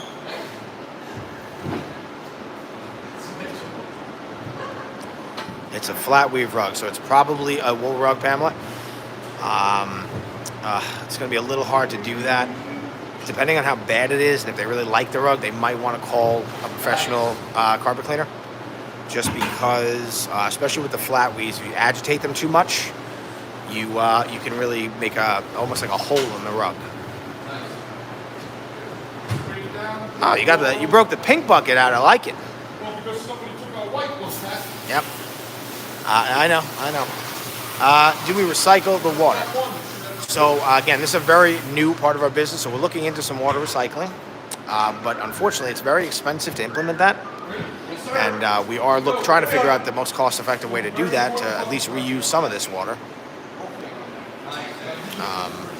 But yeah, we are, and with that, our water bill here is actually very, very low. So it's something that we are definitely considering implementing. We'd like to implement it. But again, this is really our second real year of doing this. So we're just trying to do that in a way that makes sense for us. But thank you for your question. And again, guys, we are ATC Rug Washing, especially cleaning services. We're coming at you live from New York. We are on Long Island. Now, we do a couple of different live videos on our channel. Colin, we are located in New York. We're on Long Island, in Farmingdale, New York. Now, we do a couple of live videos on our channel. We do 3 different styles as of now. We do this one right here. This is our live CCTV AMA style video. You ask any questions you like, and we'll answer them. And I also kind of take you through the cleaning process of every rug that we're doing. We usually do this live for about 3 to 4 hours. We do it every Thursday, 9:30 a.m. Eastern Standard Time. Now, we do 2 other types of lives. I'm sorry, this is an AMA Q&A style. The other one is a CCTV style live. And during that live video, we basically just let the camera run, and just kind of a real more quiet version. Usually don't have Anthony and Joe do that because they talk so much. Usually it's Juan and Arnie. They're a lot quieter. You get a little bit more of an ASMR vibe to that one. And then we also do special edition live videos, which we kind of we use to showcase a really either unique shape or super large rug, or a rug that has an exceptional amount of pet urine on it. And those rugs tend to take about an hour to 2 hour, maybe even 2 hours to clean. So we make a whole live video on those. Those are also kind of Q&A style as well. So now on this rug, we've put our pet treatment.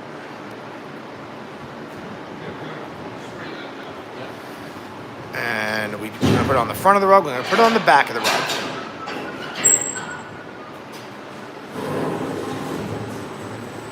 We want that pet treatment to really do its job. Now, technically, it only needs about 10 minutes, but we've always found 15 to 20 minutes is a little bit better.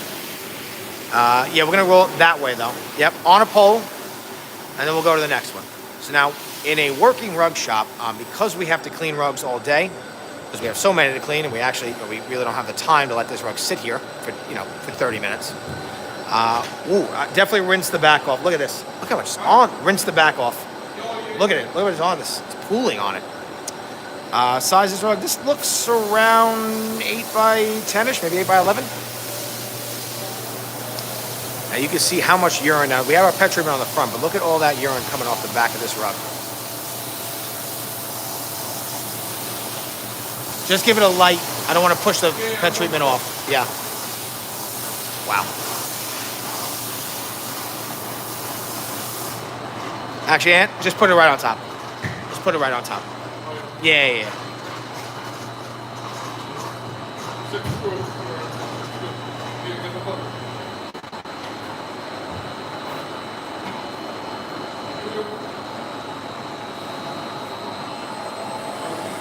All right, so what we're going to end up doing with this rug is once we kind of get our pet treatment onto the back of the rug and work that in, we're going to roll the rug up to the side, rinse off the wash floor, and get right into the next rug.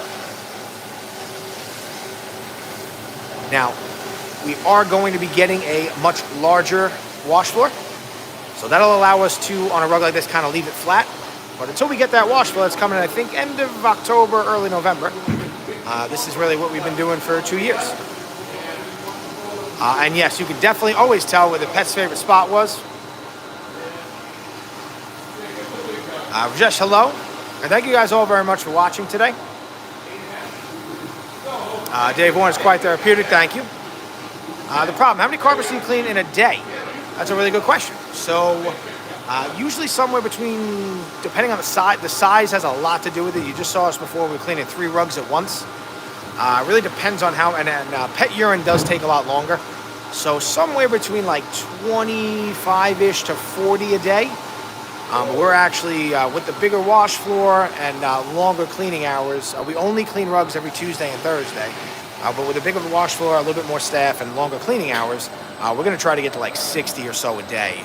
And hopefully, we'll be able to clean everything that comes in every week. What's the cost for a rug like this? So this is a wool rug with pet urine. I think, if I had to guess, it's 8 by 11, so let's say it's 88 square feet or so. And let's see, I'll do the math for you. Something like this is like around 275 bucks. Are we using readily available commercial cleaning products or in-house concoctions? So these are, we do not make any chemistry here. Yeah, I see it. Yeah, I see it. Oh boy, my God, my goodness. Woo!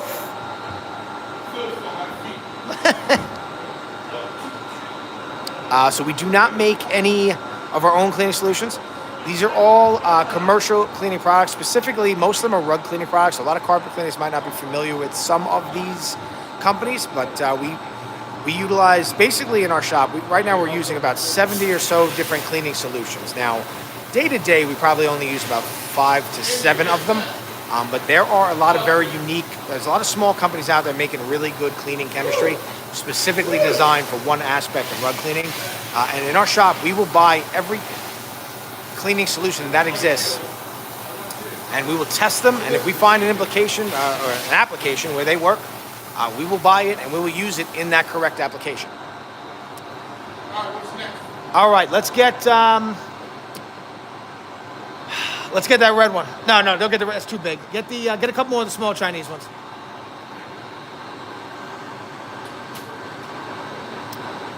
All right, so we're gonna, now while we're letting that one sit there for a bit, we are going to clean a couple more of the small ones, and then we'll jump back to this big one here, finish that, and then we're gonna do a very fun red one today. Yeah, you got 2 there? You got 2 there? Yeah, let's do this one too. We'll do these 3. Yep.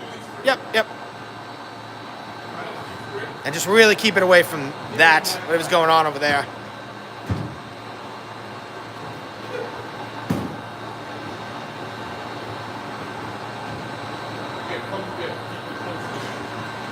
That's a lot of we. It is. The main thing, though, back to the different products, the main thing that you want to, that we're concerned about, and especially if you're going to try something at home that you want to be concerned about, is you want to make sure you're using the correct cleaning solution at the correct dilution. You always want to follow the directions for the type of rug you're cleaning. So you don't want to be just trying random chemicals on wool rugs or viscose rugs. You really want to make sure what you're doing is correct. And that's why, especially once you get outside of synthetic rugs, you really want to call a professional who knows how to clean these rugs. Now, on that note, you will soon, anywhere in America, be able to send your rugs to us for cleaning. We are working on that. We do get that asked that question a lot. How do I send a rug to us? And soon we're going to show you guys a couple different videos on how to actually, the best way to ship them. And then you'll be able to ship them to us. We'll get them clean for you. We'll do them, we'll definitely film them. We'll either make you a short, we might clean them live. We'll give you a shout out. And we'll make your rug famous.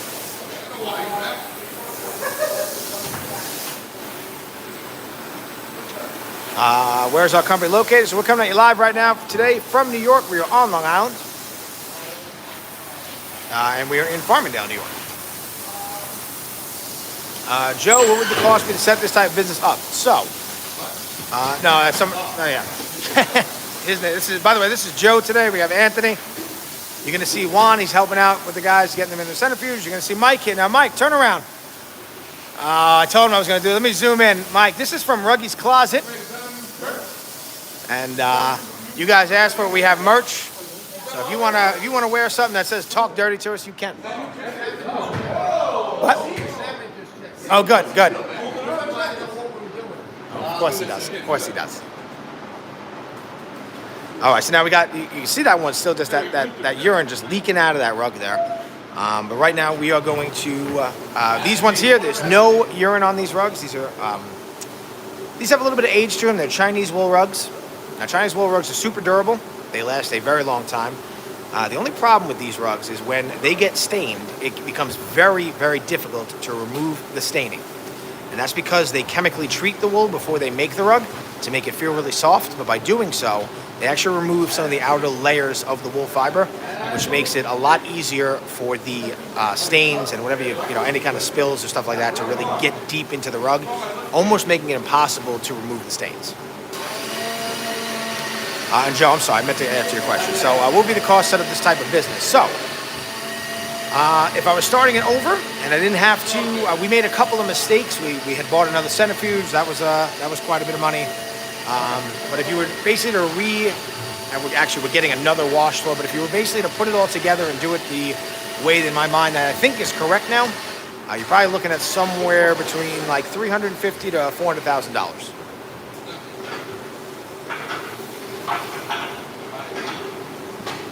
And that's why I'm so comfortable. And I do get this sometimes. People ask, why are you telling everybody how to clean everything live? Because I don't know if a lot of people are going to be willing to put that investment in. Especially locally, because we do offer a lot of wholesale work to other carpet cleaners and restoration companies. So we've partnered up with quite a few carpet cleaners here on Long Island, and they just bring all their customers' rugs to us. And yeah.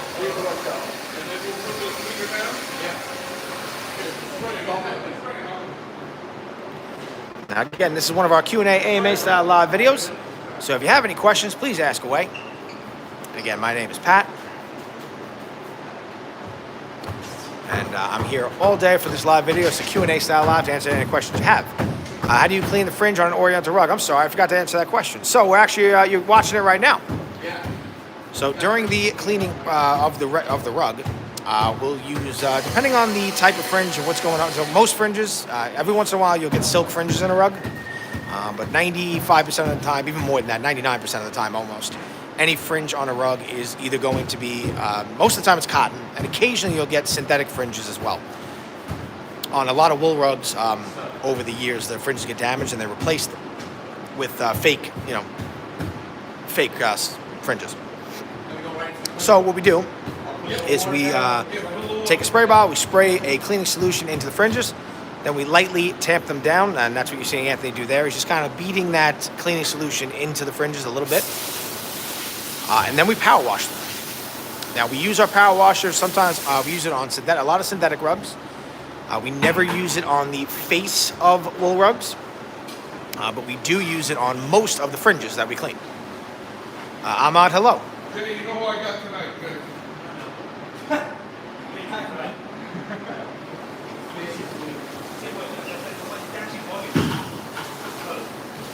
So basically what they did here is they pre-treated the fringes, and now actually the cleaning solution that we're using on the bucket right now works really well on the rug itself and also the fringes. So we pre-treat the fringe with a little bit of a different cleaning solution.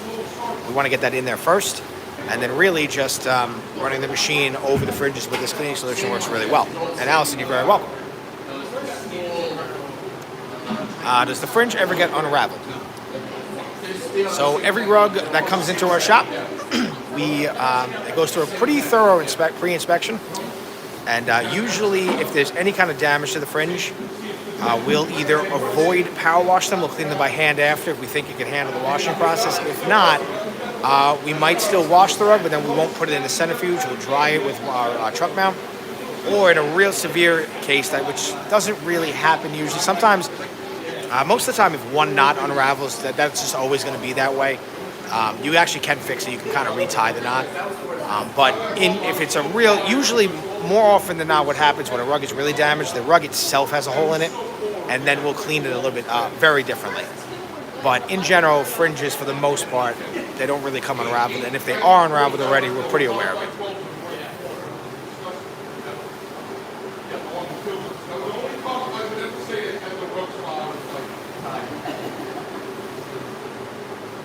And again, First Amendment, all this water goes down into our sewer system because it is way below the acceptable pH level.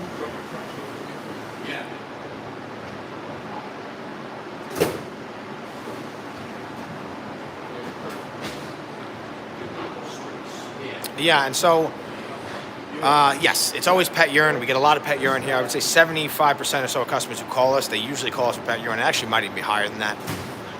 And basically, between the pet urine and also the fact that less and less people are putting wall-to-wall carpet in their homes. A lot more people are opting for wood floor or vinyl floor, but they tend to put rugs on top of it. There's just more rugs in houses to clean, and there are just more pets. How do they not fall down with all that soap? That's a great question. So the boots that they're wearing are slip resistant, and actually the washable we're using is actually it's pool liner, and the pool liner itself is just very, in general, slip resistant. What can I clean the fringe with at home? The biggest problem when you try to clean fringes at home is the moisture. So you obviously have to wet them with something to clean them. And even if you use like a little, you definitely want to vacuum out whatever you use. You pretty much can use. Give me a second to think about what you could try at home. But the problem that you might have is because fringes are cotton, they hold a ton of their weight in water and they dry very, very slowly. And when they dry slowly, there's a molecule in cotton. It's called lignins. When they dry slowly, it causes cellulosic browning. And that's probably going to happen to you when you wet a fringe in your house. Now, what you can try to do to mitigate that, you almost need to get a tiny fan or some kind of fan that's on the floor. And you need to, as soon as you clean the fringe, you need to blow that fan and get it dry. Ideally, you'll put it outside. If you put the rug outside in the sun on a hot day and run that fan, you have the best chance of that not happening. Now, as far as what you should clean your fringes with, that's a good question.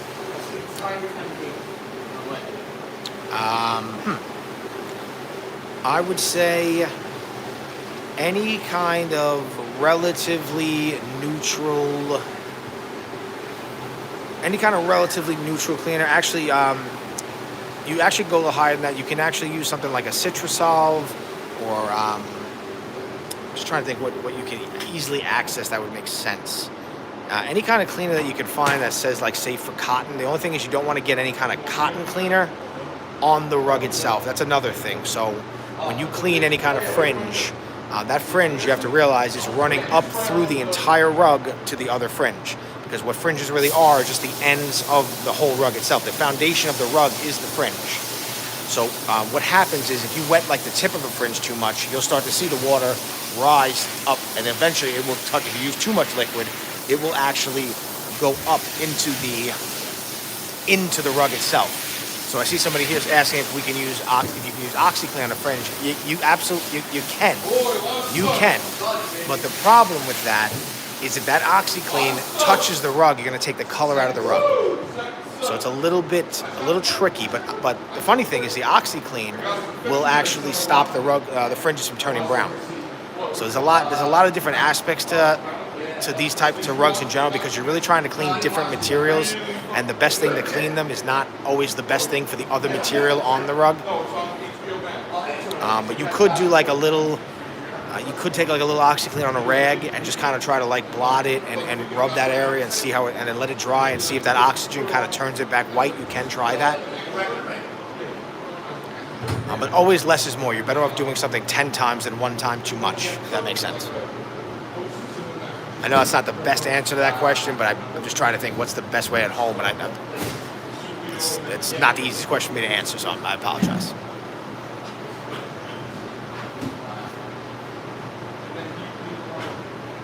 And again, if you guys are just tuning in, we've got, I think we got about 6 or so done already, working on these 3 right now as well.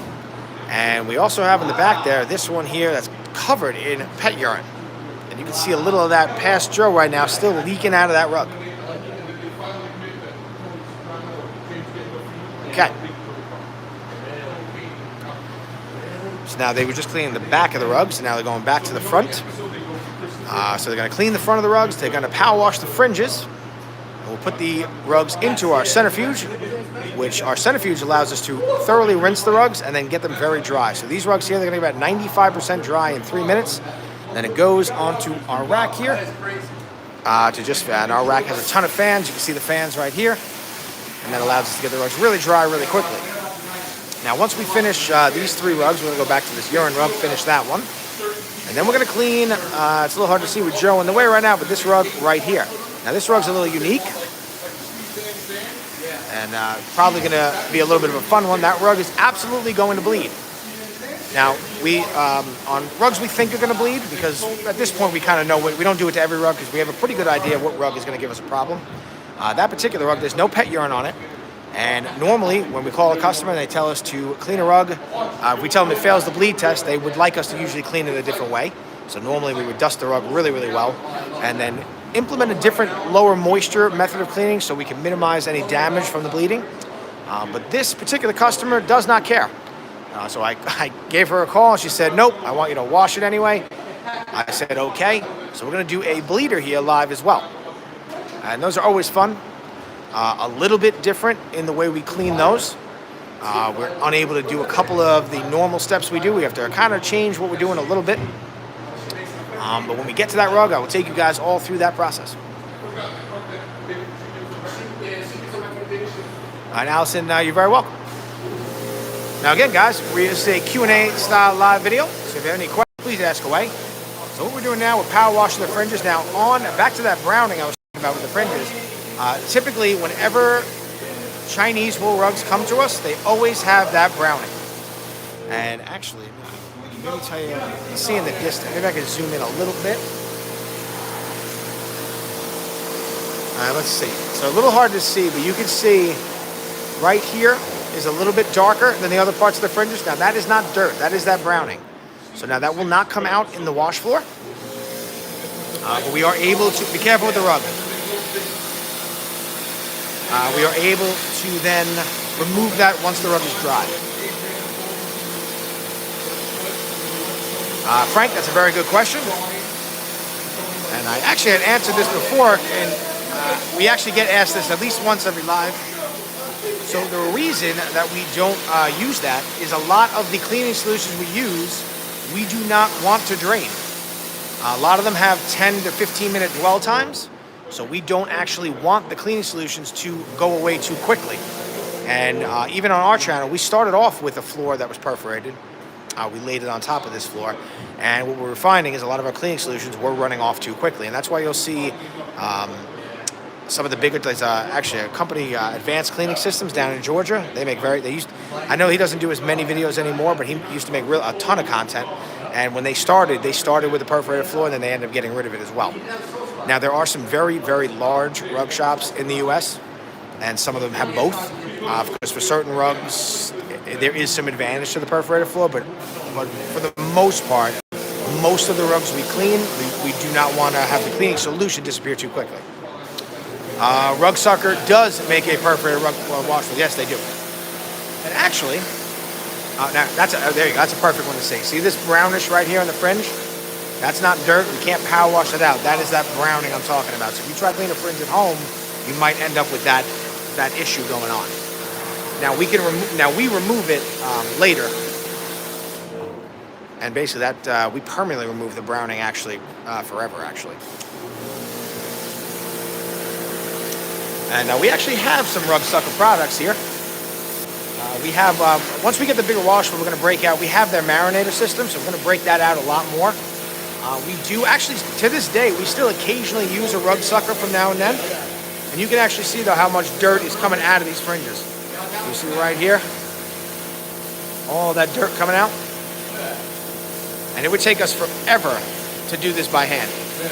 And look how quick and easy that dirt is just being removed from the fringes.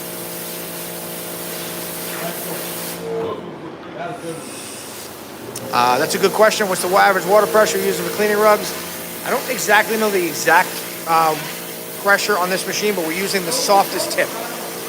So I would say maybe 100, like maybe 200 psi, something like maybe 300, something like that. Very, very low. You don't really need much. All you really need is just to be able to get that out of, just to push that dirt out of that cotton. And you can even see from here how much dirt is actually coming out.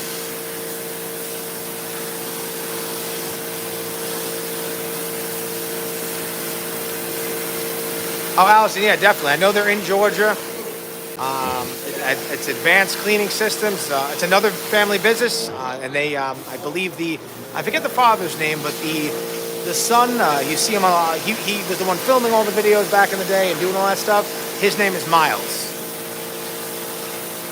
Are phosphates used in this process? No, we're not using any phosphates in our cleaning solutions.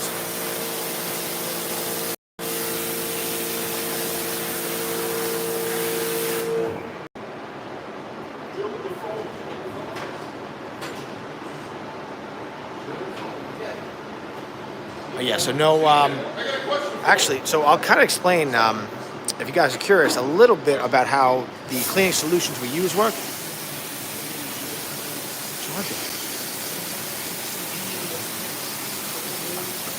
All right, guys, give me 1 second. I got to answer a question. I'll be right back.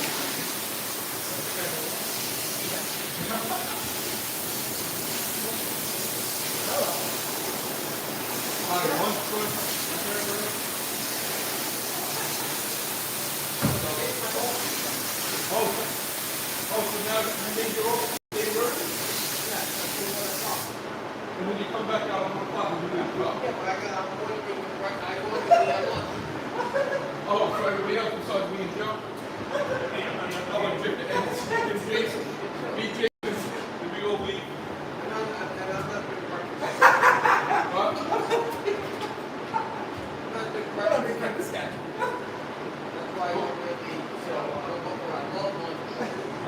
What do you get for lunch today?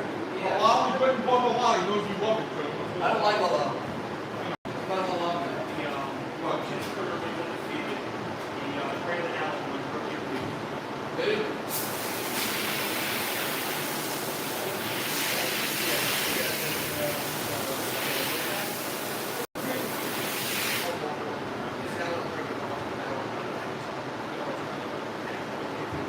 Senior, we're waiting tonight, Senior. What are you talking about? Oh, yeah. No, you're below me. I only got 10 minutes. It's early. I was got 8 with 3 weeks to go. Come on, get excited. Senior, What's up? I was down 8 cases with 3 weeks to go. Don't worry about it. Frank, thank you very much. See, look. Nobody getting any work done. You see what happens when Pat Senior shows up? No work gets done.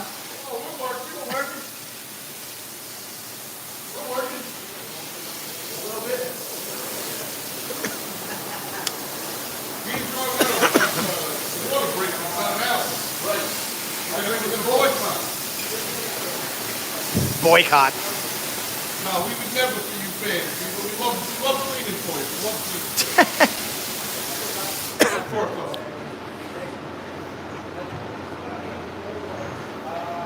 This one definitely had a little frown. Yeah, it did.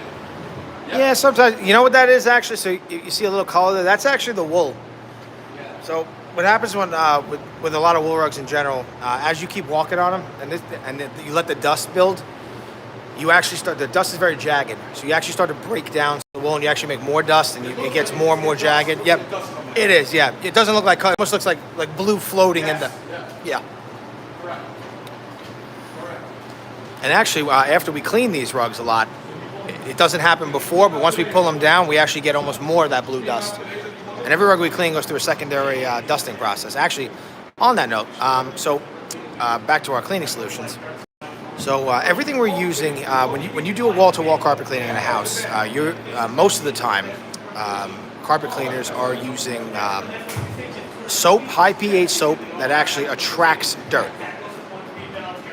Our cleaning solutions they're very different fundamentally. So our cleaning solutions, what they do is they actually repel dirt. They're called end cap products. And when they dry, they actually completely crystallize and they're easily vacuumed away. So every rug we clean, once it's clean, once it's dry, goes through a secondary dusting process to actually remove any of that we may have left behind.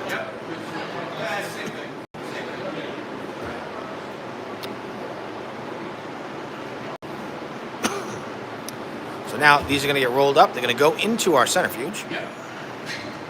And Juan is waiting. And Juan is patiently waiting. He can't wait to run the centrifuge. He loves the centrifuge. He definitely likes it better than doing what you guys are doing right now. Yeah, put the smaller one in first. Yep. Now, occasionally we can put rugs into the centrifuge, 2 at a time. You got that in? And on this particular one, I think we can get away with that.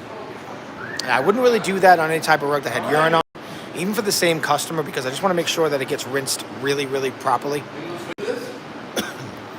But for rugs with no urine, not a ton of dirt, the 2 in there, 2 small ones, make sense. Now again, guys, I saw a bunch of people jumping in and out, so we are ATC Rug Washing, especially cleaning services. We're coming at you live from New York on Long Island. And we are just in the middle here of putting a couple of the rugs we just finished in the centrifuge. Yeah, I threw it out. I threw it in the garbage. And then we are going to go back to now this rug here. You can kind of see in the distance how much urine is leaking out of this. So that rug has been sitting for about 20 minutes or so in our pet treatment. And now the 2 rugs in the centrifuge, that tube right there, that's the water coming out. So let's see how much more we get out. And what we're usually doing with the centrifuge, we're going to rinse the rugs a couple of times and get as much urine, much of the dirt and soap out that we left behind. And usually we get pretty much most of it out. And then once we're done rinsing, we kind of see that water turns clear. Sometimes it might not be fully clear. The force in that centrifuge can make it a little bit white, a little choppy. But once it is either clear or just a little faint white, we actually stop running water through the rugs. And then these 2 particular rugs in particular, now this is one of them here, right here. So they get about 95% dry in 3 minutes. Okay, so thank you very much for watching.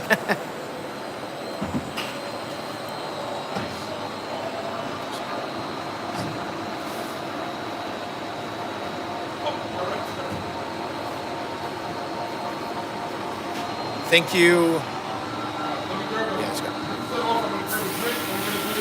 Yep. Pull that plug out. Juan, do me a favor. Let's get this rug onto the cart.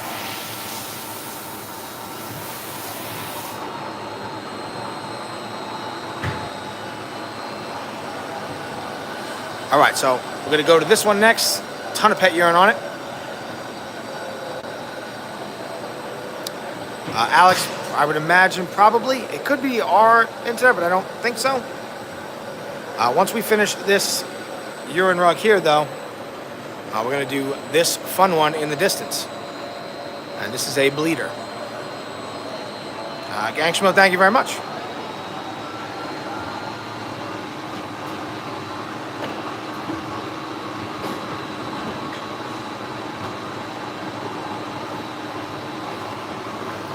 The bleeder would do it next.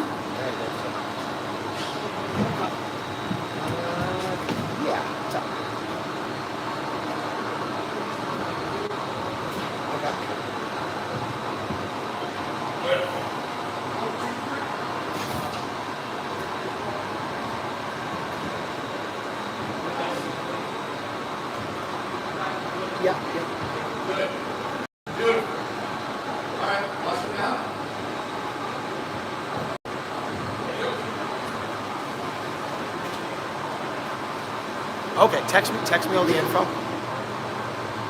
And then she's saying what says 2 rugs.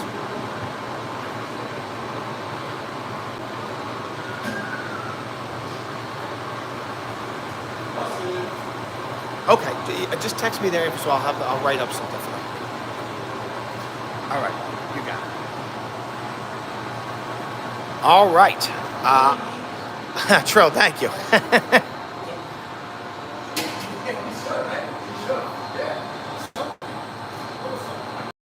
Actually, might be able to on the next wash floor. Might be able to on the next wash floor. Oh. I can see. Yeah. My God. Wow. All right, so now this one here, tons of urine. We were able to fight through a lot of that before we even started putting any kind of cleaning solution on the rug. But let's see how much we get out of this now. Now this has been sitting in our pet treatment for about 20 minutes or so. Now pet treatment deodorizes, but more importantly, it actually kills any bacteria on the rug, and it also breaks down the urine crystals. Hello there. We are from, we're coming at you live from New York. We are on Long Island. So now we're going to work on the back a little bit, just give it a good rinse, see what happens. And I'm going to guess, now every time we do the back of the rug, we never really see as much come out because there's not as much pile on the back. But let's see. Oh, I see it already. There it goes. Okay, perfect. And when we get to the front of the rug, we're definitely going to see a lot more. Now, I just got a phone call. I have to call a customer back really quick. So I'm going to leave Anthony and Joe with you guys as they clean this rug. Sing them a song. There you go. What are you going to put on the front of this one? I would do D2 one more time. Yeah, let it sit like 3-4 minutes, but just to really get it in there. No, that's enough. Yeah, that's fine. We're definitely going to use them on the next one. Yeah. The next one, dye release, that's going to be a fun one. Yeah. My bad, guys. Sorry about that.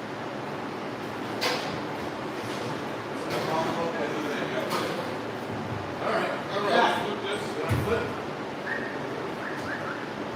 What are we going to say? What do we want to say?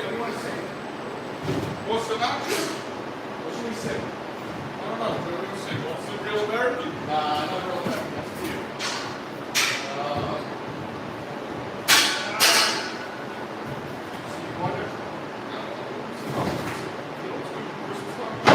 Christmas time. Yeah, that's gonna be a good time. Christmas time. A couple months for that. Maybe less than a couple months. 1 month.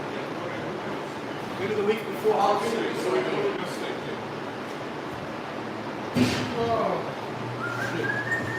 All right. I'm gonna wash it down. Yeah, wash it down, then we want to just do the front again. All right. We're not going to do the back, just do the front.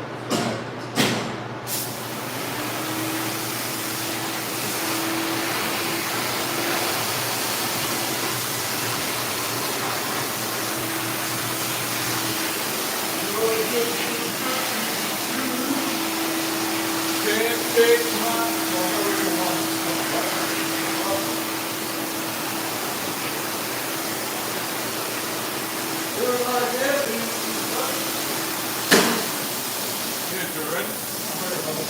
you're just too good to be true. Can't take my eyes off of you. You're my heaven touch. I wanna hold you so much. I'd rather love that mine. I thank God I'm alive. You're just too good to be true. Can't take my eyes off. You put it down? Yeah.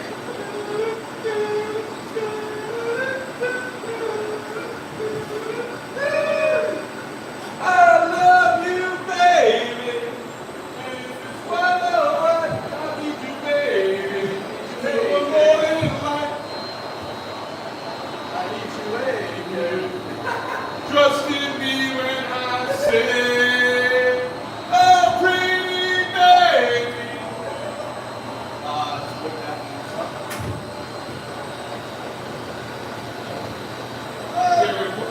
I gotta make another one. You gotta make another one? Yeah, I'll wait then.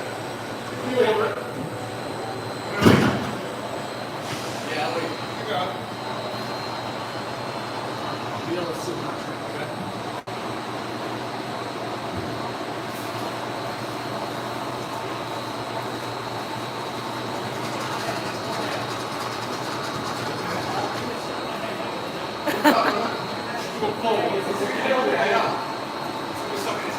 I don't know.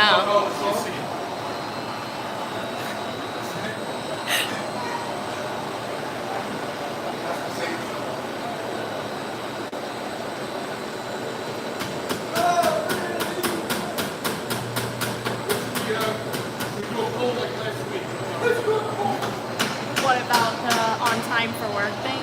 Yeah, we're gonna do something with food. Yeah, we'll do a food poll, guys.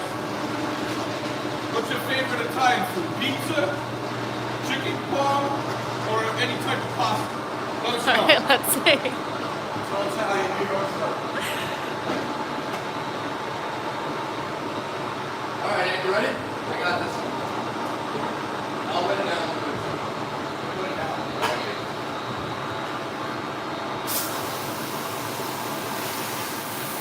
Someone said chicken Alfredo. I'm a big pizza buff. I love pizza. Love Someone's happy you're here, Joe. What's up? Someone's happy you're here. Oh, thank you. I'm back. it. We're back. The food's back, baby.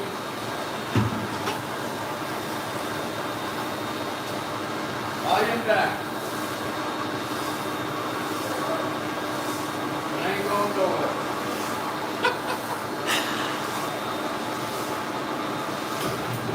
The hose guy is back. Host man. The hose man. That's not. Oh, the guy with the host that makes goatee.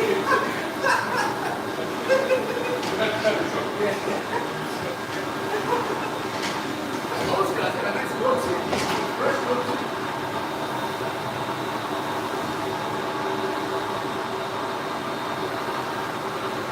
I haven't changed the name on it, but I have my full name.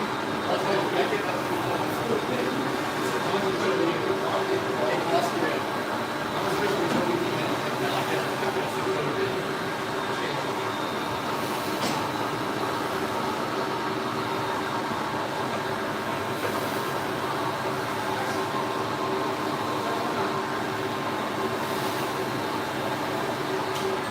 We'll let this sit for like 4 minutes. That's it, and then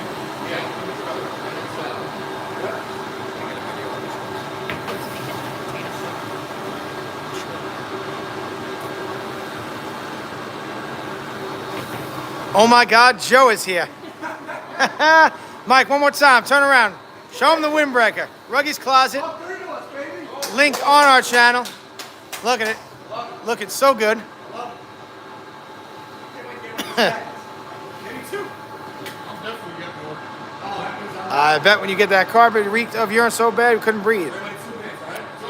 So actually, funny enough, Christine, it sounds like they were kind of trying to mask the odor. You guys said it smelled like almost like baking soda, like that powder. Yeah. So they had a lot of that like baking soda, like Arm & Hammer, like anti-smell stuff on there, which is always why we do that pre-scrub and rinse, because we do not want that to mix in. Who edits our videos? There she is. That's Jamie.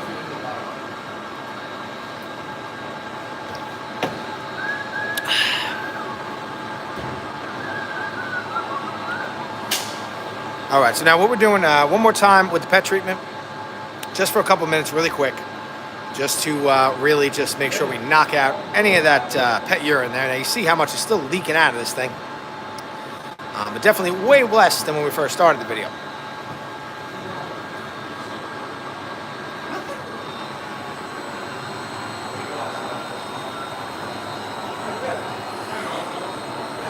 Now again, guys, this is one of our Q&A style live videos. So if you do have any questions, we do one of these every Thursday morning. I'm live. I stand behind the camera for 3 to 4 hours. And I answer any questions that you have. Anything. And this is one of 3 different live videos that we do every week. The other one, we do a CCTV style one, usually every Tuesday. Sometimes we do 2 of them on Tuesdays. And that's basically just we let the camera run. It's a little more ASMR because Juan and Arnie tend to be a little quieter when they wash rugs than Joe and Anthony. So Joe and Anthony are a perfect fit for the Q&A style live videos. And again, guys, we are just letting this rug sit for a couple minutes here quick. Now, the next one we're going to wash is going to be a little bit of a fun one. Definitely going to have some bleeding. That red one. Yep, and we'll get into that once we start cleaning it. What made us decide to get into the carpet cleaning business? It's a very good question. So we're a third generation company. We're a family business, and we've been in business since 1978. And up until 2021, we only strictly cleaned offices. So we do like nightly cleaning. We still do it today. It's actually the biggest part of our business still is office cleaning. And with that, we do some carpet cleaning, tiling, grout, stuff like that. Now, again, for commercial accounts. Now, during COVID, we realized less and less people were going into offices, so we better figure out a way to get into their houses. And for one reason or another, we realized that nobody in our area was really doing rug cleaning. A lot of carpet cleaners, but nobody really doing rug cleaning. And we decided let's get into rug cleaning. And we had this warehouse here that you see now. We kind of retrofitted it into a rug shop. And by the way, Joe's got some water under the rug here. And you can see how much, when we put water under the rug, it allows us to rinse the front of the rug while the rug's upside down. Or the back of the rug. So we had this side here ready. And then on the other side, we just took over that side in May. And we're kind of changing that side into more the drying side, the finishing side. And this side is going to be where all the dirty rugs are. So our rugs come in that door there. That's our dusting area. We have a couple different ways that we dust rugs. And then once they're dusted, they get on a couple of different shelves we have here waiting to be washed. Everyday work on it. So we actually only clean rugs every Tuesday and Thursday. And we're making a lot of changes in here to make sure that we can even do more rugs on Tuesdays and Thursdays. The first one being, and if you've ever seen our channel before, you'll notice sometimes our wash floor is a little too small, and that's because it is. So we're actually going to be getting a new wash floor. And that wash floor is actually going to extend out a couple feet this way and actually take over where our platform is here.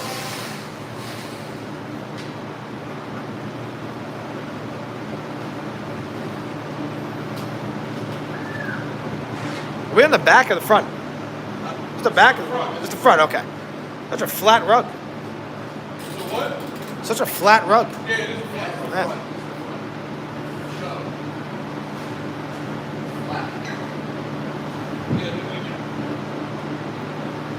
All right, so then we give it one more good rinse, then we get it, let the centrifuge do the work. Yeah.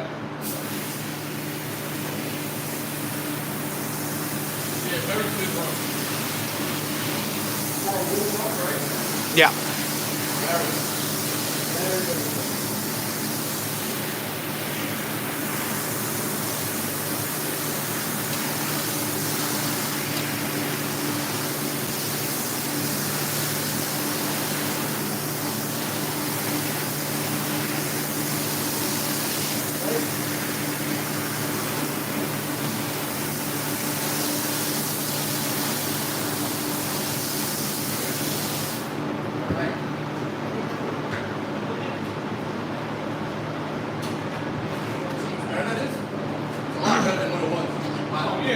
Yeah, and I actually think a little bit there's a backing on this rug a little bit. And I think you start to see a change in the color. And I think some of that backing is starting to loosen up a little bit.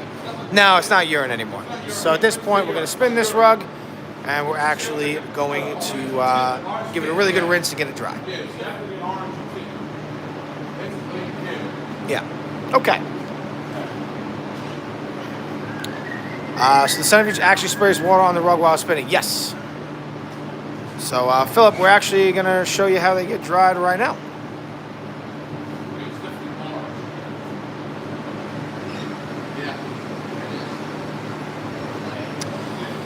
So, Alex, on Tuesdays, it's a little bit looser. We don't do a Q&A style. It's just try to do like a morning one and then occasionally an afternoon one. But the time can range a bit.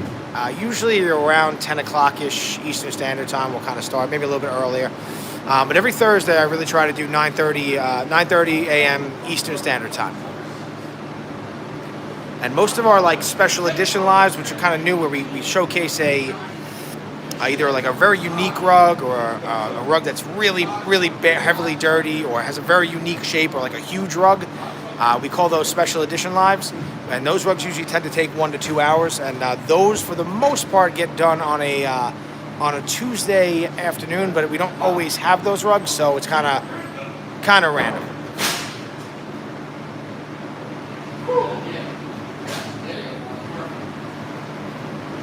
All right, so at this point, we're going to put it into our centrifuge, and now we're going to be able to actually rinse all the rinsing you're seeing us doing here. This machine does it in about every minute in this machine is probably the same as Joe and Anthony right now for 10 to 15 minutes. And this rug is at the point where we want to let the machine do the work. So what it does, how the machine actually works, is, and I'll show you guys this on the next one. I'll actually take the camera down there and I'll show you how the centrifuge works. But what we really are trying to do with the centrifuge, we're trying to get the rug to actually open up to the walls of the machine, and then we start running water at a very high speed through the rug until we kind of see that the water's running very clear, and then we take it out. Actually, then we leave it about 3 minutes, and this type of rug here is going to be about 95% dry or so in about 3 minutes, and then it gets hung up to dry on our racks. No, both of those with dye release, yep. We can. And Philip, in general, it costs somewhere between like $2.25 or so up to $5 per square foot on average to clean a rug. Now, occasionally, certain rugs will be a little bit more than that. And obviously, that doesn't really include pickup and delivery. But in general, the actual cleaning portion is somewhere around that. All right, so I'm going to give it, Juan's actually not run, that machine, that's not on yet, so I'm going to give that a second. And I'll talk a little bit about this rug. So what Juan is doing right now, he's just trying to make it a little bit safer for us when we're walking around. Whenever we use our cart here, a lot of that water falls onto the floor, so in between, we want to make sure we get everything nice and dry. All right, so we have a nice, beautiful, gorgeous rug here. And this one's a little bit weird. So this rug does not have any pet urine, but it failed the bleeding test. So especially in the inner red area, what we do is we test to see if we leave a wet rag with the cleaning solution on the rug, weighted down overnight, and then we look to see the next day, and all that red came onto the rag. Now, our customer, normally, I advise a customer to not elect to clean it, the washing process, if it's maybe not the best thing for the rug. But this particular customer, when I told her that, she said she didn't care, she wants it washed anyway, so we're going to wash it. All right, and special things with this mat? Yeah, this is 100% going to bleed. And, exactly. Very light, and get that in there. Yes. So now this is one of the rare times, no, we're going to do the back, but this is one of the rare times we are doing the back. Just a real touch, yep. So now this is the only time when we clean a rug, for the most part, where we do not do a pre-scrub and rinse, because I'm a little concerned about any water without some of the cleaning solution we're going to put on it, I don't want that color to move where it doesn't belong. So the way that, what we're using right now is our regular wool rug shampoo, but we have an additive into it that actually binds any loose color molecules together and makes them too large to migrate to other parts of the rug. Yeah, start working that in, yep. Yeah, just start moving this in there. And Jamie, just move over a little bit. All right, and as they're starting this process, you can start to see how much we're getting out of that rug.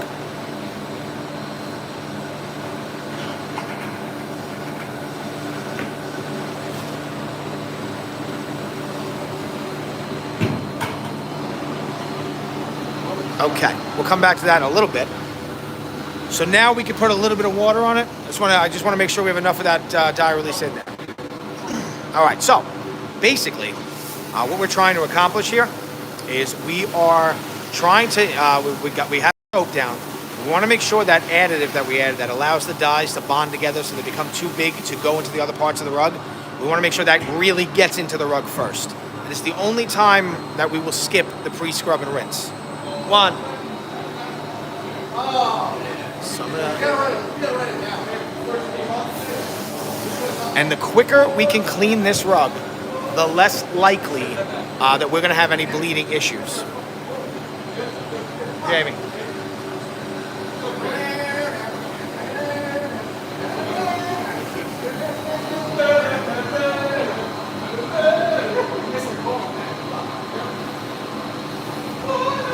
Guys, a little bit more water. More water? A touch, a little bit. A touch. And let's get it turned over. And we'll go from there.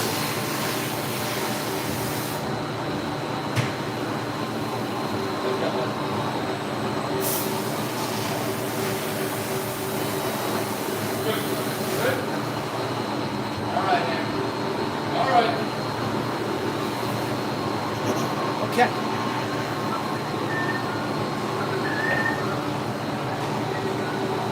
Now, depending on how much bleeding we see, There's another little caveat to this.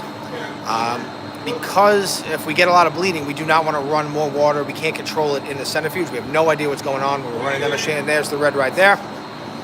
And there it is. Yep. Okay. So you're going to see some of that color starting to come off.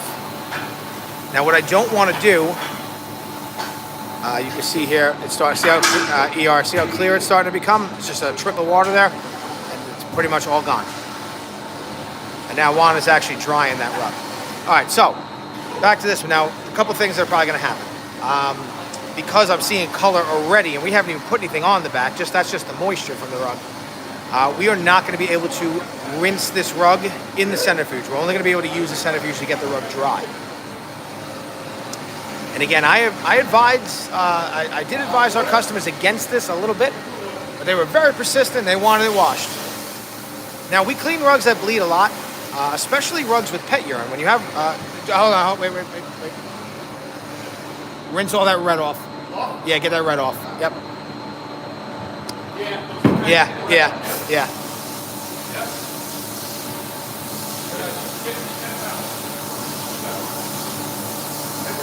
And if you want, you can leave the water on it. Like, that's fine. I just want to get that red off. Yeah. Okay. So, anyway, what we don't want to do, we don't want to put this in, like I said, we don't want to put it in the centrifuge because we're going to put it in the centrifuge to dry it. We don't want to add more moisture because we can't see what's going on in that machine. We have no idea how much color is moving around. So we actually have to take a little bit of an extra step. We have to diaper this rug. And yes, we clean the front and back of every rug. The only rug we don't agitate the back of, we do not agitate the back of tufted rugs because it's very bad for the rug. If we run a machine on the back of a tufted rug, we can actually rip that backing off.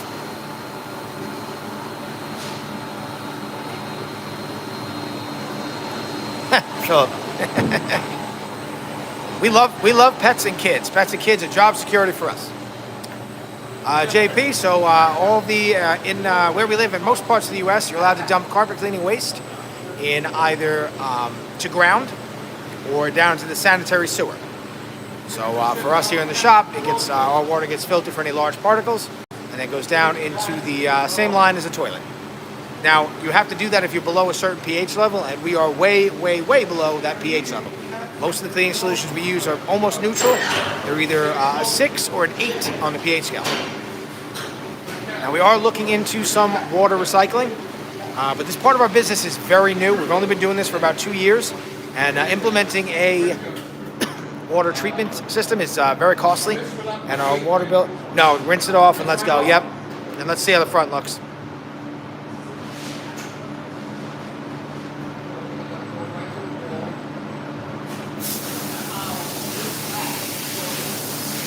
Yeah, so we are actually active. We are looking into trying. We do want to implement that, but it's just something we're trying to figure out the most cost-effective way, especially because our business is so new. I got something. Of course, we don't mind asking. So we are coming at you live from New York. We are on Long Island, and a beautiful sunny day in Farmingdale.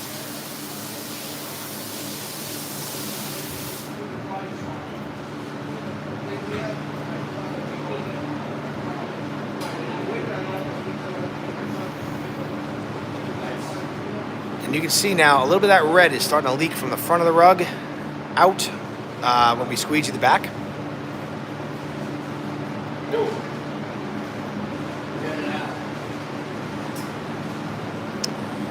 Yeah, so TP, we're actually, technically, we're allowed to dump it to ground too. It's just there's so much of it.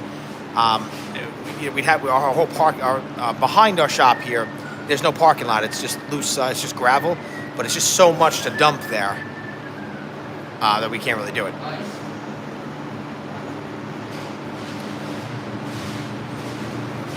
We do share, yep. So hold on, let me answer, what do we got? Am I the business owner? Yes, I'm one of the owners here. We're a family business. I'm third generation. I got something. You're very welcome. What? Just give it a good room. Now again, like I was saying, with this particular rug, we really want to quickly clean this rug as quick as possible so we mitigate how much color starts to come out of this rug. And the color coming out of the rug is not really a huge concern. We don't want that color you're never going to fade a rug. There's so much color in the rug itself that the rug's never going to really fade. What we're much more concerned about is that red color starting to go into the white colors and some of these colors mixing, and then you have a problem here. We watch all the way from like 1987 to like all you do. And TP, yeah, on that note too, so we don't really use anything high pH, which is a very helpful aspect of our business as well. Literally the highest pH we use for cleaning rugs is like 8, maybe every once in a while 9, but very, very low. Now, actually, bleeding for us, we actually encourage bleeding in our shop. So there are 2 ways to clean rugs with bleeding. You either try to lock the color in before you clean it, or you actively encourage the bleeding. You let the bleeding happen, and you just use the proper chemistry to control the dye. And that's how we clean it in our shop. Now, actually, technically, this actually might not be bleeding. If I was looking at it, if we just put this rug on the wash floor and I saw this, I would think this rug was crocking. The only reason basically when color bleeds on a rug, it's one of 2 things. The rug is actually bleeding, so the color is actually coming out of the fiber, or the rug is crocking. And crocking means that when they made the rug, they over-dyed the wool, and that loose dye has always been sitting there, and it's easily washed away. Now, the only reason I know it's bleeding is because I performed a bleeding test and a crocking test prior to washing this rug.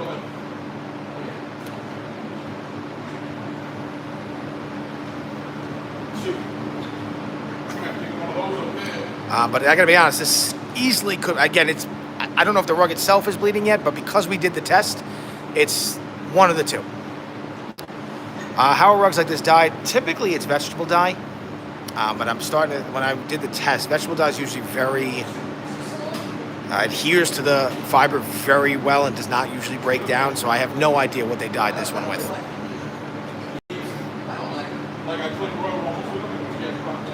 And Keith, I saw a question about what we charge for our service. So all of our all of our rug cleaning prices are by the square foot, and they range somewhere between $2 to on average $5 per square foot. It can go a little bit higher. I want to put that on there. Yep. I want to work it in, and then we'll spin it. Yeah. You could do one more rinse really quick if you want. Let's just do one more. No, that stays on there. Yeah. So start filling that with water and put dye release in it. Yeah.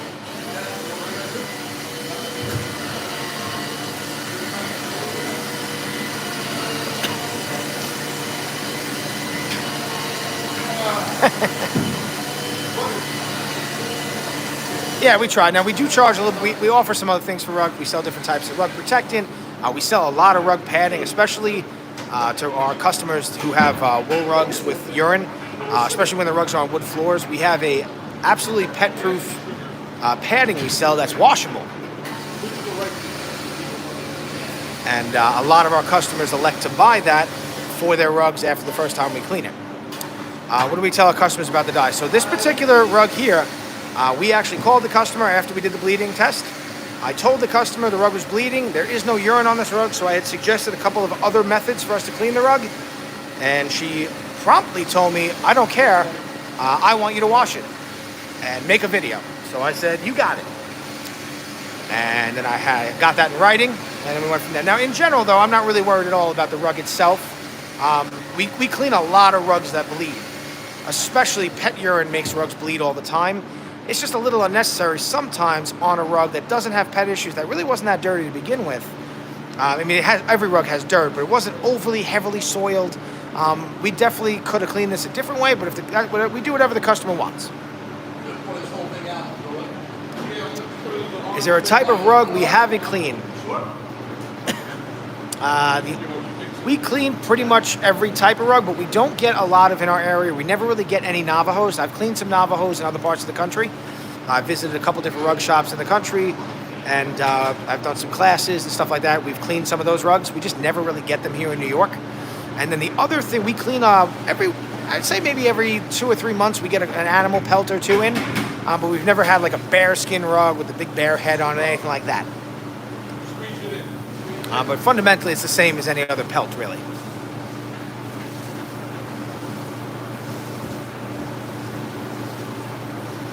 Now it's funny, we get a lot of customers who really want these videos made, and even in this case, the customer just really wanted the video.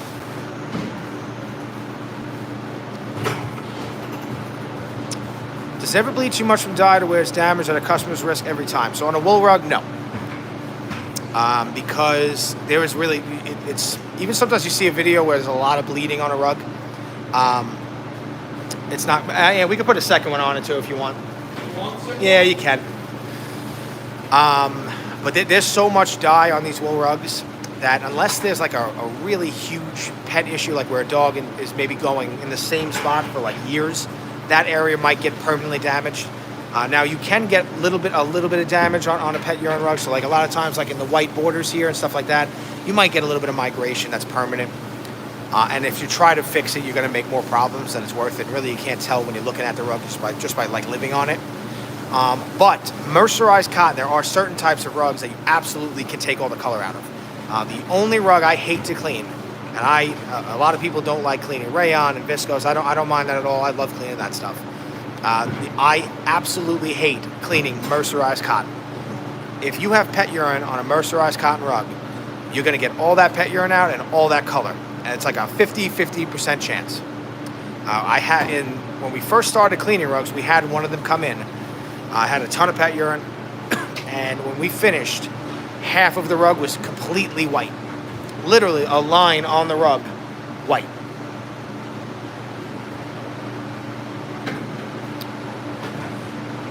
It is pretty satisfying. So like our other business, the office cleaning part of our business. All right, guys, so let's give it a good, let's give it like a nice squeegee now. Keep that on there. Just give it a good squeegee, get some of the color off, and we're gonna diaper it and put it in. Now I think this is gonna be, I think we got time for one more small one after this. Yeah, I think so, okay. Yep. Now on this note, I don't really see any of that color going where it doesn't belong. And because of how much color is starting to pull off of the rug, we are not going to rinse it in the centrifuge. We're just going to get it dry. We're going to put a canvas over it. We call it diapering the rug. And while they're doing that, I'll explain why.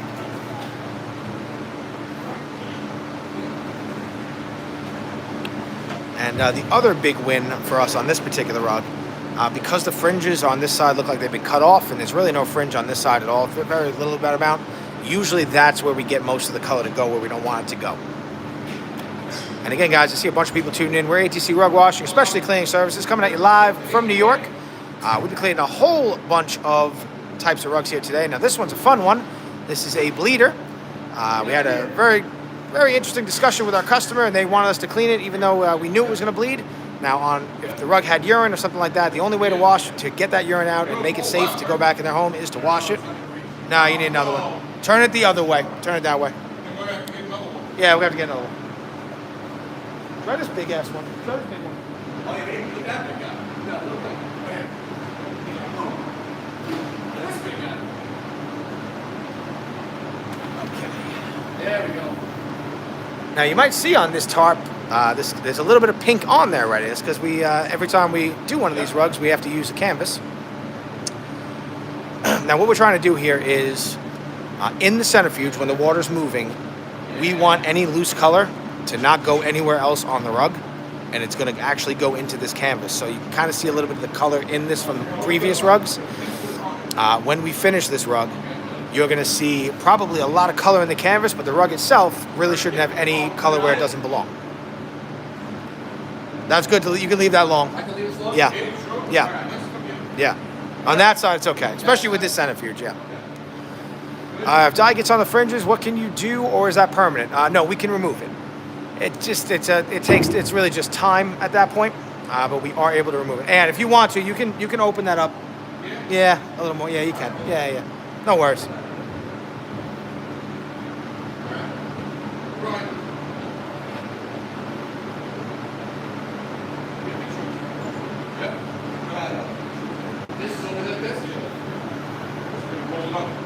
All right, so now we're going to roll this up like every other rug we clean. It's going to be encased in this canvas here. We're on Long Island in New York. Is there a place in New York you'd recommend someone to visit? Take a trip there later this year. I want to see history and the natural beauty of New York. You definitely, well, obviously, I mean, if you're coming to New York for the first time, you might want to check out a little bit of the city, definitely. On Long Island here, there's nothing. Long Island's great where we live. I love being here, but there's not a ton of. We got beaches and stuff like that, but it's not like a ton to see of old stuff. But there's plenty of spots upstate. And Juan, when you put that in there, just fold that part over. Yep, there you go, and just put it right in like that. Perfect, perfect. I'm not going to be going to the San Gennaro Feast this year. I've been a bunch of times in the past. But I got this is kind of our busy season now. I don't really have time for city feasts, unfortunately.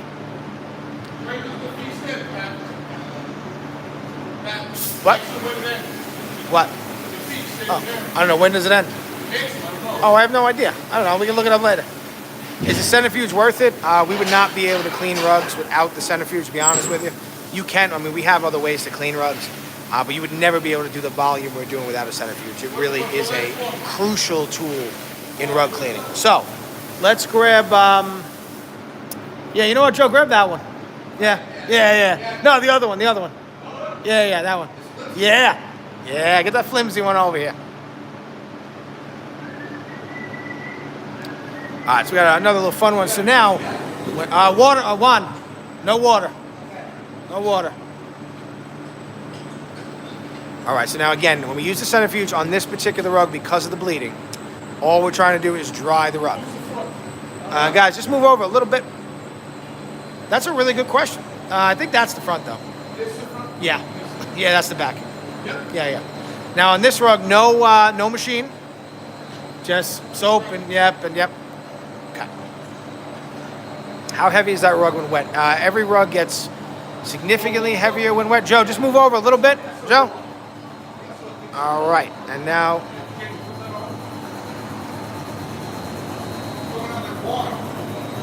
Coming out like wine. That's all that loose color now just kind of pouring out of the rug. Now, if we don't dry this with the Now, if we don't dry this with the centrifuge, we run the risk of really spreading that color around. And right now, we're basically just pushing this color right through the rug, and any color that's going to migrate is going to go into that canvas. And basically, in 3 minutes or so, the rug will be dry, and we'll see what it looks like. All right, so now up next, we got a kind of like a wool throw rug here. Now, this rug's pretty flimsy, and we're definitely not going to be able to use our machines on it. We're going to do the entire thing by hand, so we're just going to utilize some of the brooms we have in the back there, basically put down some, really give it a good rinse, use our cleaning solution, just kind of work it in the best we can, and really just use a lot of water to flush everything away.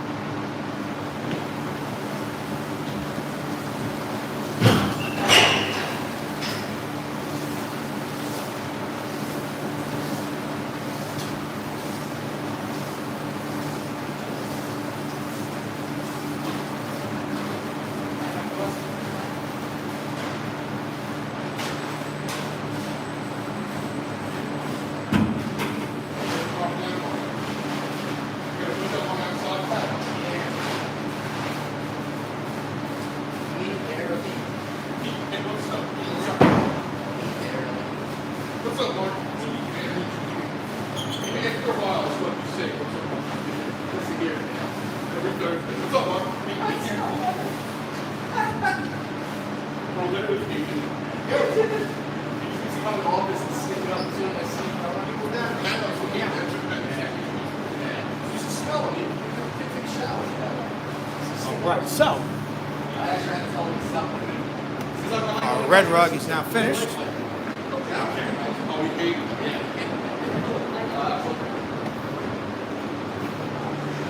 I'll tell you.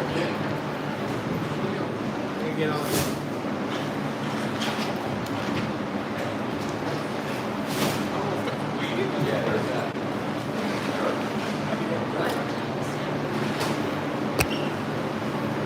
All right, let's take a look.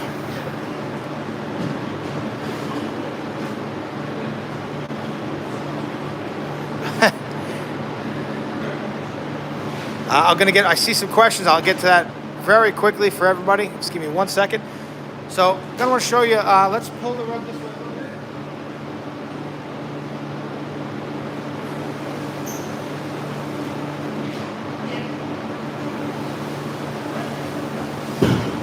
All right, so we're going to, so what Juan's going to do now, we do this to every rug. We are now grooming the rug. So every rug has a light side and a dark side. You can see this one came out really nice. Now UV light's going to help us a little bit here, especially on a nice sunny day. It's about 80 degrees. So we're actually going to put this rug outside for about 10-15 minutes.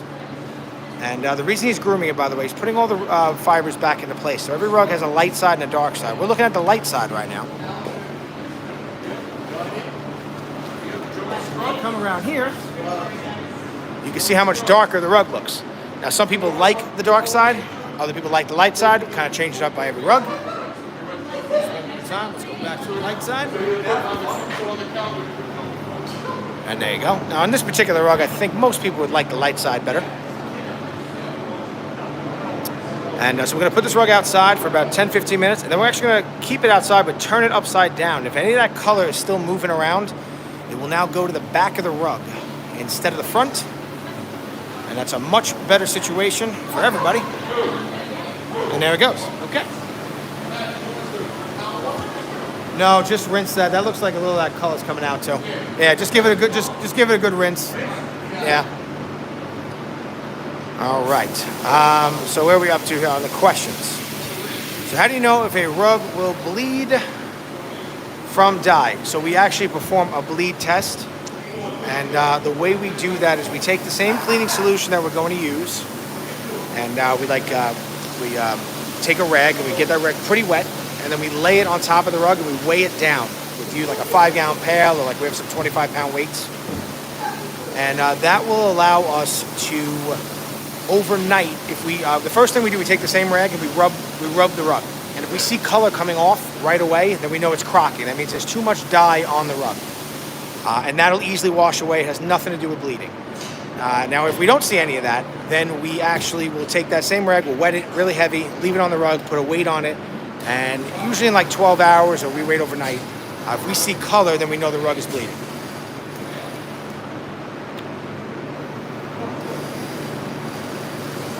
We do use some anti-foam. Can we see the one rug? Yes, you can. The one rug that was in the centrifuge after the urine on it, it is right here right now.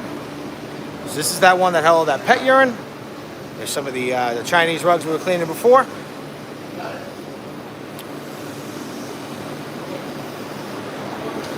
And Leslie, when am I going to clean a rug live for you?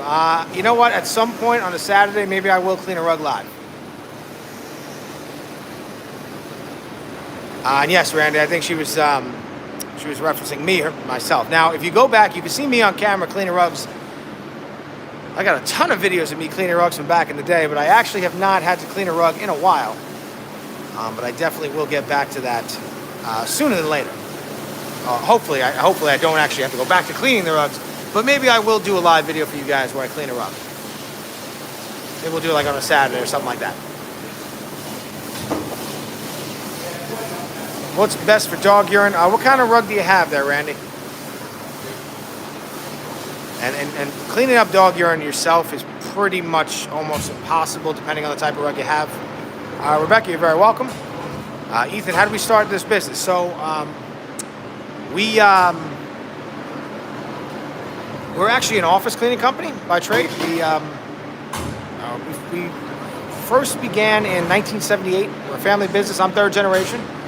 But during COVID, we realized less and less people were going into their houses. We're going into their offices, so we better get into their houses. And for one reason or another, we got into rug cleaning. And so far, we took this business pretty seriously last year, and we're taking it very seriously this year. And it's kind of getting there. 6x6 regular area rug. So your best bet is going to be trying to, on a nice hot day, take the rug outside, get it really wet, try to push all that urine out. And then if you have a hot day, you could try maybe some kind of enzyme. In general, the only way to really break up urine is to use something very acidic. You could try a little bit of vinegar, but a lot of the products that we use, nobody's going to sell you in a retail store. They're just the concentrate's too acidic. They become less acidic when you actually dilute them. But they're very acidic and they're non-buffered, so their pH level increases. But you could try like a vinegar mixture on it. You just want to make sure you rinse it away. You just can't really try to put something on it and not rinse it away, because really what you're going to be doing is leaving the chemical you put down and the urine. You could try regular vinegar first. The 30% you might want to, I don't think you need to go that strong. You probably definitely could dilute that a bit. But you just really want to do it where you want to get anything you put down out. So even going outside with like using the hose and a water vacuum, if you have a synthetic rug and a really nice day, you can get away with that. Okay. All right, so we're going to actually, this is probably going to be the last rug we clean live today. We might come back for a little bit later, but it's, what time is it here? It's about 12:30. And these guys, they go home around 1 o'clock. And then our next shift, our next guys, they'll be coming in. We'll start cleaning again. So maybe we'll go, but actually I think we will go live today. So we might be back at it today, maybe around 2 o'clock Eastern Standard Time, something like that.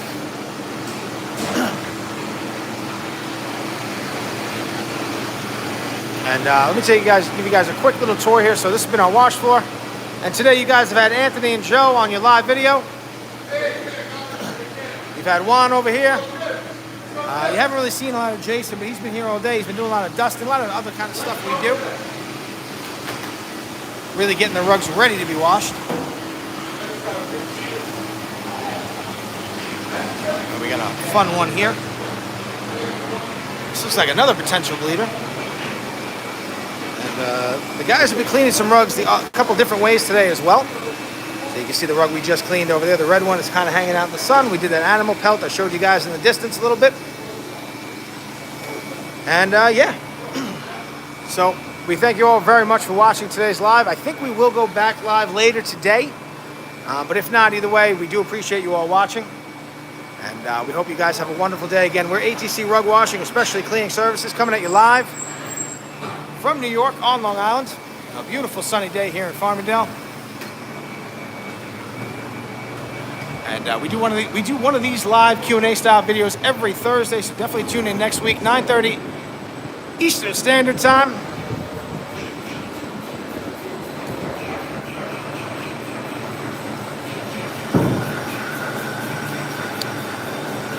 And again, we really appreciate everybody asking questions today. It was very helpful for me behind the camera.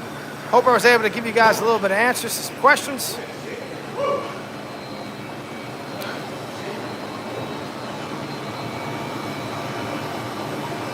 And if you guys live in New York, or you're near New York, Jesus, sorry about that. If you guys, very soon, if you live in the U.S., you're gonna be able to send a rug to us. You also, if you want to wear any Ruggy merch, we have our store there, and that's Ruggy. That's our mascot. It's actually based on my dog. His name is Ranger because he was born before we ever started cleaning rugs. But anyway, you all have a wonderful day.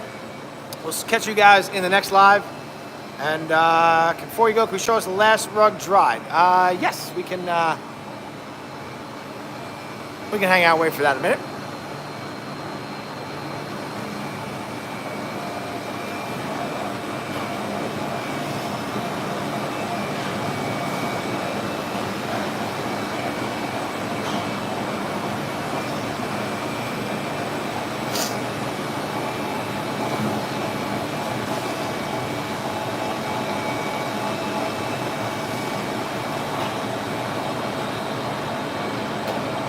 This particular rug in the centrifuge is not going to give us the best view of it because it's so like floppy. It's not going to stay open in the centrifuge once we shut the centrifuge off.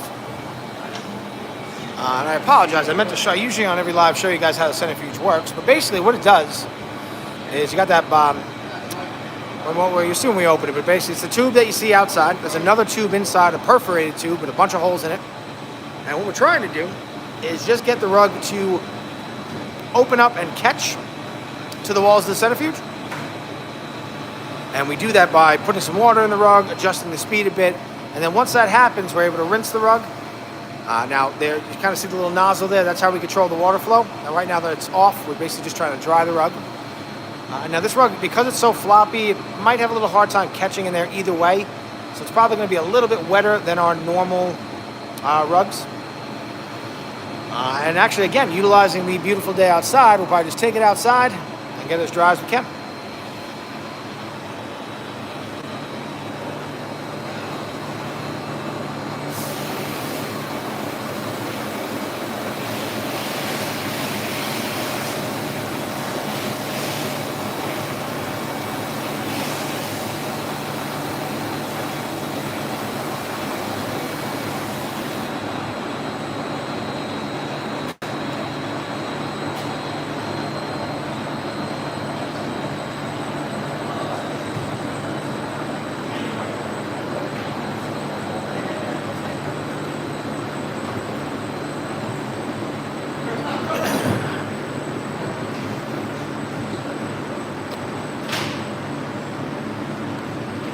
And even though we're going to be cleaning more rugs today, in between the rugs, we do clean up the washer, put everything away, just in case we don't wash any more rugs today. All right, let me take a look.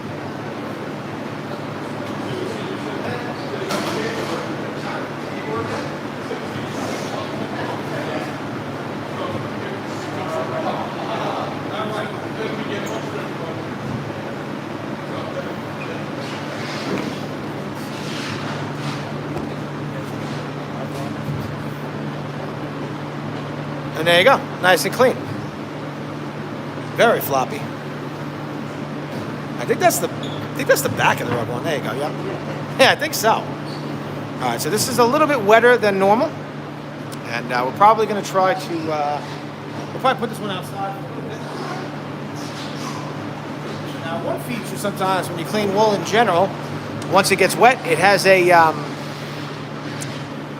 bit of a wet dog smell to it. So this one in particular, very, very animal smelly, but that dissipates as it dries. What do we do in the winter as far as drying? So actually, Scott, we actually get the rugs drier easier in the winter because there's less humidity and more heat. We actually pump heat into our drying room.